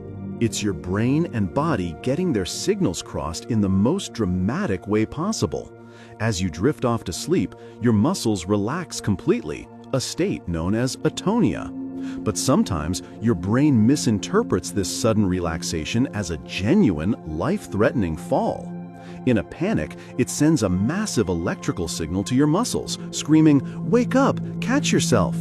The resulting jerk is a primal survival instinct, a ghost of our evolutionary past, when falling out of a tree was a very real, very fatal possibility. It's your brain's emergency brake, slammed on so hard it throws you from the dream straight back into your bed, drenched in the adrenaline of a crisis that never actually happened. But the physical shock is only the beginning. What about the feeling that lingers long after your heart rate returns to normal? This brings us to fact number 88. The emotional residue of a falling dream can chemically alter your mood for hours after you wake up. The intense fear, the panic, the profound loss of control, these feelings don't just vanish when you open your eyes. The dream triggers a genuine release of stress hormones like cortisol and adrenaline. These chemicals don't just dissipate instantly, they remain in your system, creating what psychologists call an emotional hangover. You might find yourself feeling inexplicably anxious, irritable, or on edge throughout the morning, a lingering echo of the terror you felt while plummeting through your subconscious. It's the dream's shadow, a faint but tangible presence that colors your perception of the real world, making a minor inconvenience at work feel like a catastrophe. And if this happens night after night, the impact becomes even more profound. Fact 89 reveals that recurring falling dreams can directly shape our waking behaviors and even create new phobias. Think about it. If your brain repeatedly simulates the horror of falling from a great height, it's essentially running a high-intensity fear conditioning program while you sleep. People who experience these dreams frequently may develop a sudden, unexplained caution around balconies, bridges, or even stepladders. Some report a newfound fear of flying, not because of any logical reason, but because the visceral, dream-induced terror of falling has been so deeply ingrained in their psyche. Your subconscious mind, in its attempt to warn you about a metaphorical loss of control in your life, ends up creating a very real, very physical fear in its place. The dream is a simulation, but the fear it builds is 100% real. This powerful after effect is a perfect example of our 90th fact. The dream is a primary catalyst for what's known as dream-to-life emotional transference. This isn't just about feeling a bit grumpy. It's the process by which a specific, powerful emotion generated within a dream directly influences your decisions and interactions in the waking world. After a particularly vivid falling dream, you might unconsciously turn down an opportunity that feels risky, even if it's a positive one, like a new job or a new relationship.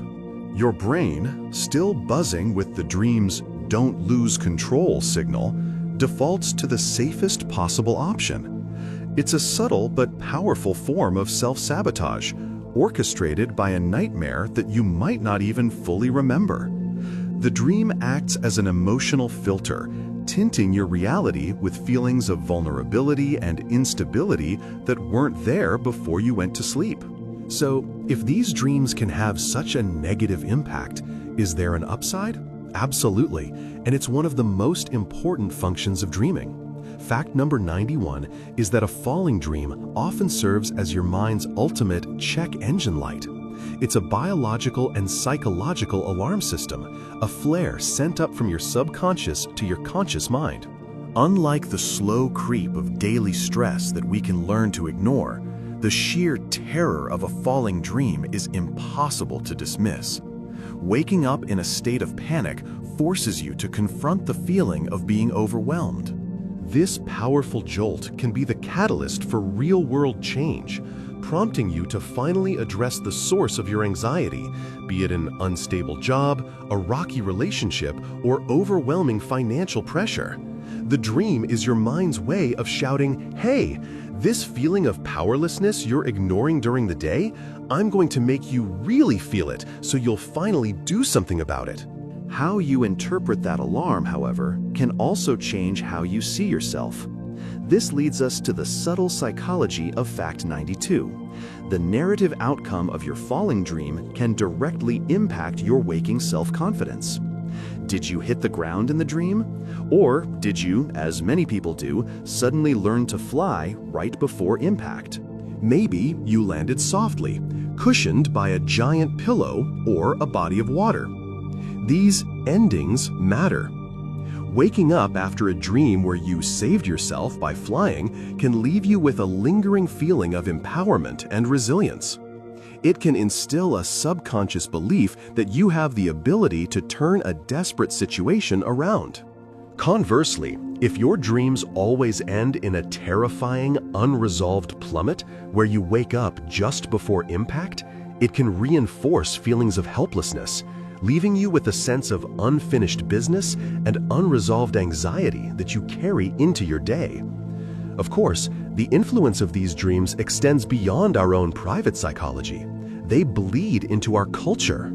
Fact 93 is that the universal experience of dreaming about falling is one of the most potent and enduring muses in human creativity. From ancient myths of Icarus falling from the sky to modern cinema, like the mind-bending dreamscapes of Inception, we are obsessed with capturing this feeling. Songwriters from Tom Petty in Free Fallin' to Coldplay have used the metaphor to explore love, loss, and surrender. Artists and painters have filled canvases with falling figures to depict everything from spiritual descent to social chaos. This dream isn't just a personal experience, it's a shared piece of our collective unconscious, a universal symbol for vulnerability and the loss of control that artists continually draw upon to tell our most human stories. And that shared nature creates a fascinating social phenomenon. Which brings us to fact 94.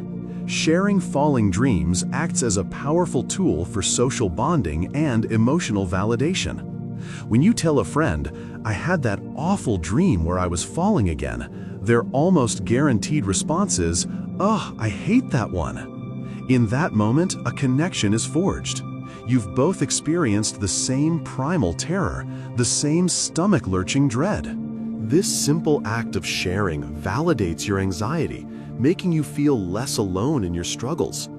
It opens a door to deeper conversations about the real-world stresses you're both facing. In a world where we often hide our insecurities, the falling dream is a universally understood password that grants us access to a shared space of vulnerability and mutual support. Ultimately, these dreams aren't just random neurological noise. They are an active, dynamic process with real-world consequences. And perhaps the most mind-bending consequence of all is our 95th fact. Your brain may be using falling dreams as a high-stakes virtual reality simulator to train you for real-life crises. Modern neuroscientists propose that threat simulation is a primary function of dreaming. By creating a safe, albeit terrifying, environment in which to experience a total loss of control, your brain is running drills. It's testing your emotional responses and problem-solving skills under extreme duress. When you wake up, you haven't just survived a scary dream, you've completed a complex training module. Your brain has gathered data on how you react to helplessness, which may better prepare you to keep a cooler head when faced with a genuine waking life crisis. The fall in your dream might just be practice for learning how to get back up in reality. We've explored the science, the psychology, and the cultural myths. We've decoded the symbols and mapped the neural pathways. But now we enter the deepest part of the rabbit hole. We're on the final descent, peeling back the last layers to reveal the most profound and sometimes unsettling secrets the falling dream holds. If you thought you understood this nightly plunge, prepare to have your reality tilted on its axis once more. So let's start with a theory that is as chilling as it is compelling, the death test hypothesis. This isn't just about a fear of dying, it's about a primal rehearsal for it.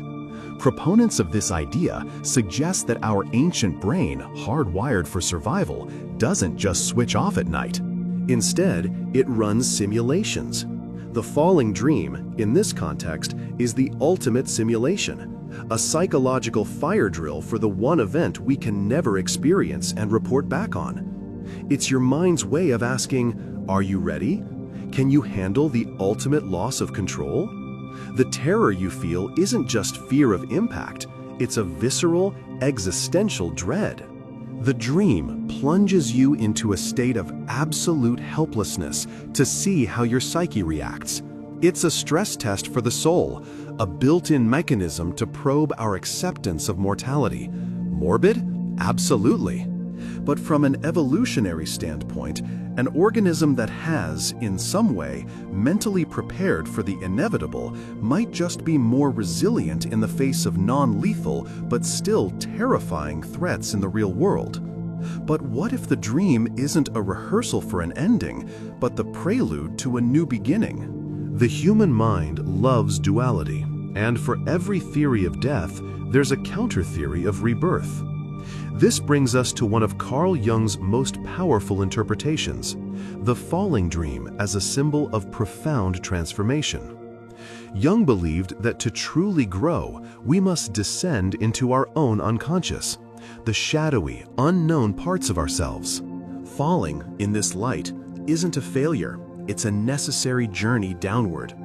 You are being forced to let go of your conscious, controlled self, your ego, and surrender to the depths. It's scary because the ego fights to stay in charge. It wants solid ground. But the dream is telling you that real wisdom, real change lies in the abyss. Hitting the bottom isn't about death. It's about finding a new foundation from which to be reborn. Think of it like a seed. A seed can't grow by staying in the light. It has to be buried to fall into the darkness of the earth before it can sprout and reach for the sky. Your falling dream might be a sign that you are on the verge of a major psychological breakthrough, shedding an old identity to make way for a truer, more authentic self. This idea of shedding your identity connects directly to a concept that mystics, philosophers, and psychonauts have explored for centuries. It's the idea that the self we cling to so tightly is, in some ways, an illusion. And that leads us to the haunting concept of ego death. A falling dream can be a naturally occurring simulation of this very state.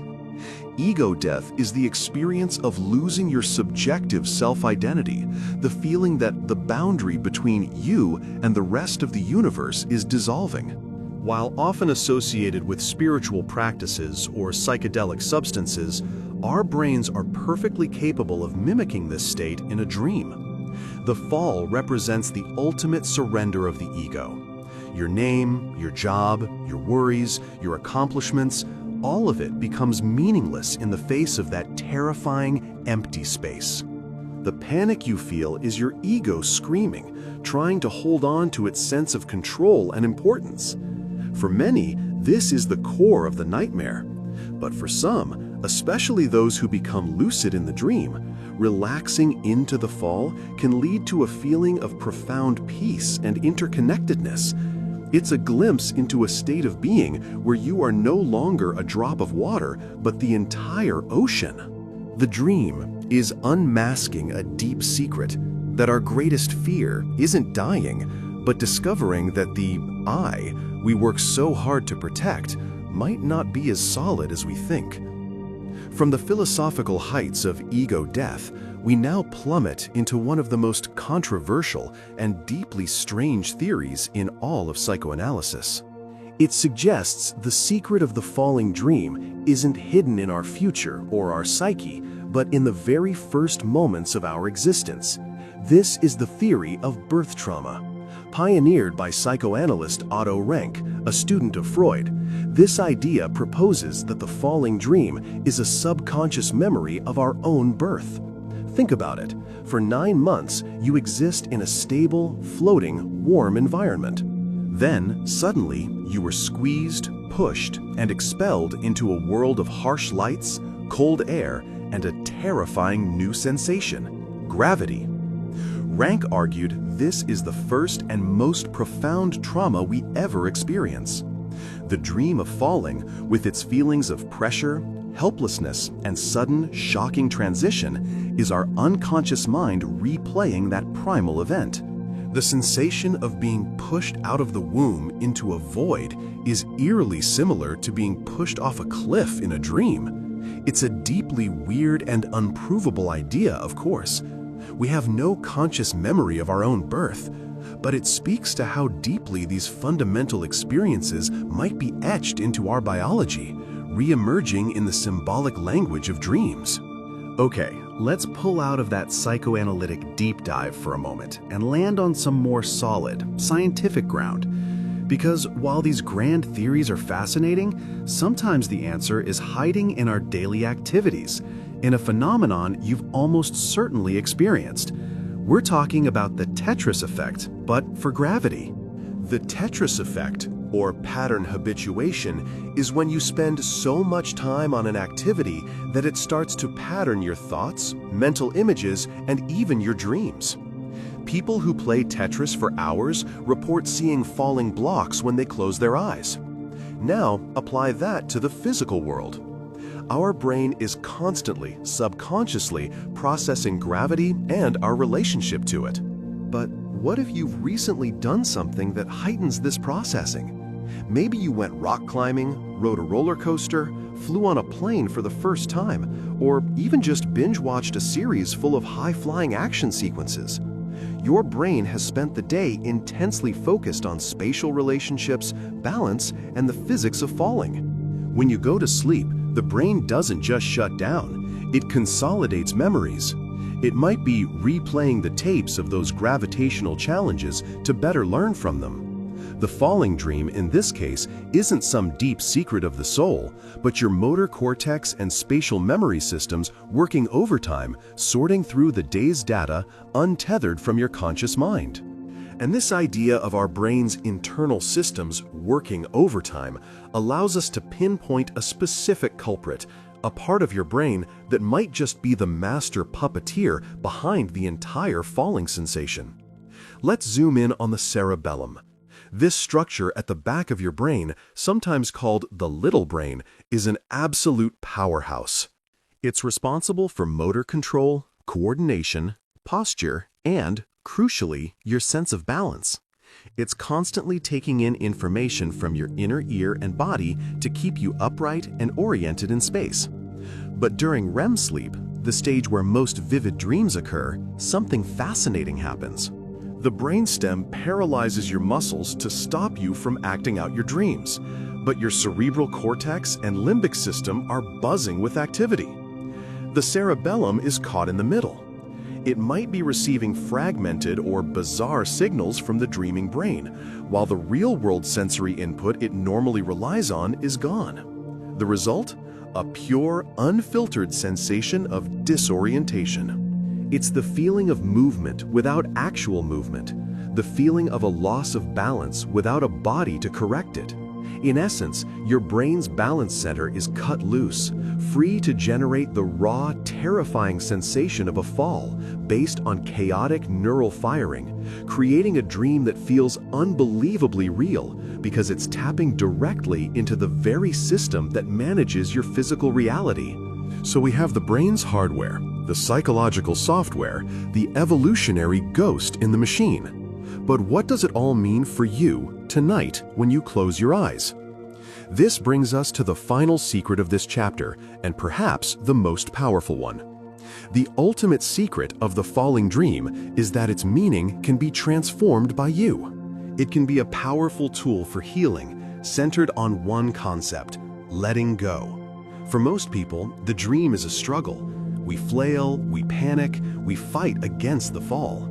This often mirrors a struggle in our waking life, an inability to let go of control, to release anxiety about the future, or to move on from a past trauma.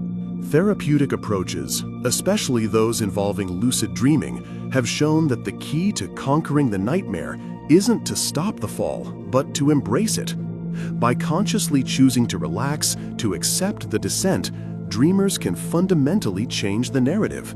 The terror subsides, replaced by curiosity or even exhilaration. Some report landing gently like a feather, others of turning the fall into flying. This act of letting go in the dream can create a powerful psychological shift, creating a new mental blueprint that carries over into waking life. It teaches your unconscious mind that surrender doesn't always mean destruction. Sometimes it's the only path to a safe landing. The dream stops being a threat and becomes an opportunity, a training ground for mastering one of life's most difficult and necessary skills.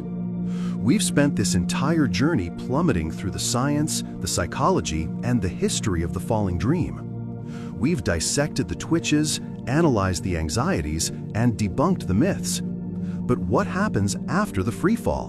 What meaning is left hanging in the air when we wake up, heart pounding, tangled in our sheets? The real mystery isn't the fall itself, but the echo it leaves behind in our waking minds. This is where we go beyond the vertigo and find the meaning in the landing. Our 94th amazing fact explores a question that turns this entire phenomenon on its head. What if you weren't just a passive passenger in your own terrifying fall? This is the world of lucid dreaming. For a skilled lucid dreamer, the moment they recognize they're in a dream, that telltale stomach-lurching sensation of falling is not a moment of panic, but a moment of opportunity. Instead of plummeting helplessly, they can take control. They can relax their dream body, spread their arms, and transform the terrifying fall into an exhilarating flight. This isn't just a cool party trick for the subconscious, it's a powerful metaphor for waking life. Actively converting a falling dream into a flying dream is a symbolic act of mastering one's fears. It demonstrates a psychological shift from feeling out of control to embracing uncertainty and finding freedom within it. So the next time you feel that drop, a part of your brain might just have the power to sprout wings. But for most of us, we wake up before we can take the controls. And that leads us to our 95th fact, which is all about the dream's echo. The emotional residue of a falling dream can often linger long after the alarm clock has gone off. That feeling of instability, of being on shaky ground, can color your entire day. Psychologists suggest we should pay close attention to this echo. It's your subconscious mind's way of sending you a notification. If you feel that residual anxiety, ask yourself, where in my life do I feel unsupported? What situation is making me feel like I'm in a free fall? The dream acts as an emotional diagnostic tool. The unease you feel in the morning is a direct prompt to examine your job security, a rocky relationship, or a personal project that feels like it's about to crash and burn. It's not a prophecy of doom, but a valuable, if unsettling, gut check. How we interpret that echo, however, has changed dramatically over time, which brings us to our 96th fascinating fact on the evolution of meaning. For ancient cultures, a falling dream was often taken as a literal omen. It could be a warning from the gods about a potential downfall in status, or even a sign of impending betrayal from someone close. The dream was an external message. Fast forward to the early 20th century with Freudian psychoanalysis, and the meaning turned inward. The fall became a symbol of repressed desires and moral lapses, a fear of falling from grace. Today, our understanding is more nuanced. Cognitive behavioral therapists see it as a simple manifestation of stress, while humanistic psychologists view it as a signal of unmet needs for security and stability. The dream hasn't changed, but our lens for viewing it has, shifting from a supernatural warning to a personal psychological prompt for self-reflection. This deeply personal nature of the dream is what makes our 97th fact so inspiring. Falling dreams can be a powerful creative catalyst. The intense, visceral, and surreal imagery of plummeting through an endless sky has fueled countless works of art, music, and literature. The surrealist painter Salvador Dalí was famously obsessed with dream imagery, and the sensation of falling is a clear theme in the distorted, gravity-defying landscapes he created.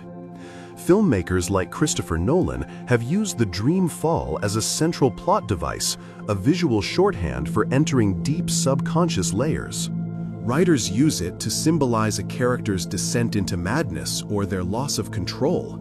It's a universal feeling, and artists tap into that universality to create works that resonate with us on a primal level.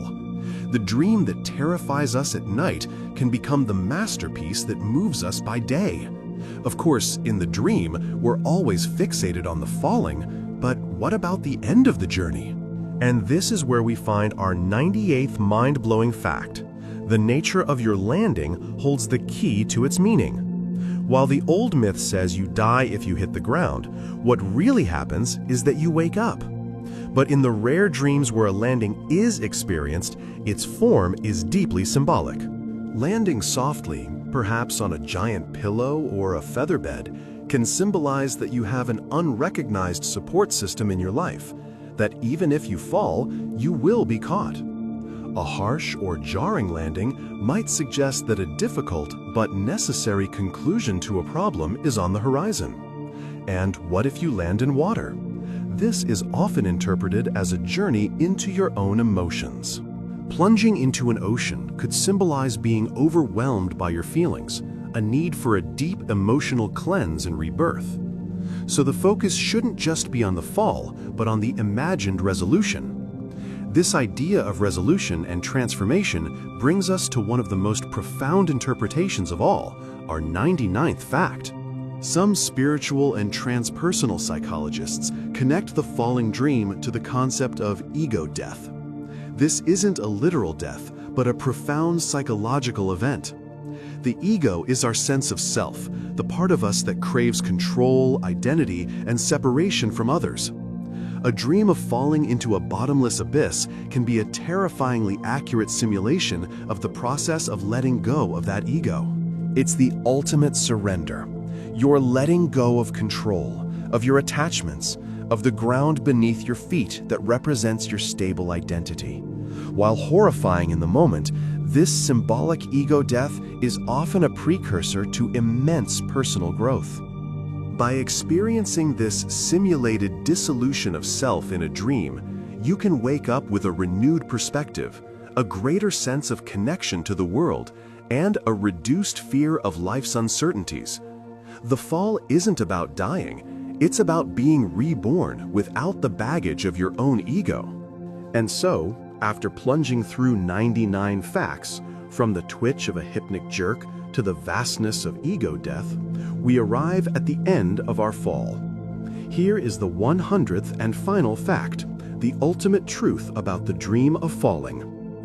The dream is not a curse, a warning, or a glitch in your brain. It is an invitation. It's a universal aspect of the human condition, a message sent from the oldest part of your mind to your modern, stressed-out self. It's your subconscious holding up a mirror, reflecting your anxieties about failure, loss of control, and the unknown. But it is also reflecting your incredible capacity for resilience. Every time you have that dream and wake up, heart pounding but perfectly safe, it is a testament to your ability to survive the fall. The true meaning, therefore, is not in the interpretation of the plummet, but in the action you take when your feet are back on solid ground. The dream of falling doesn't ask, "What if you fail?" It asks, "You feel like you're falling, so what are you going to do about it?" It's a call to check your foundations, to reach out for support, to face your fears, and maybe, just maybe, to realize that you had wings all along. It's not about the terror of the fall, it's about the promise of the flight that comes after.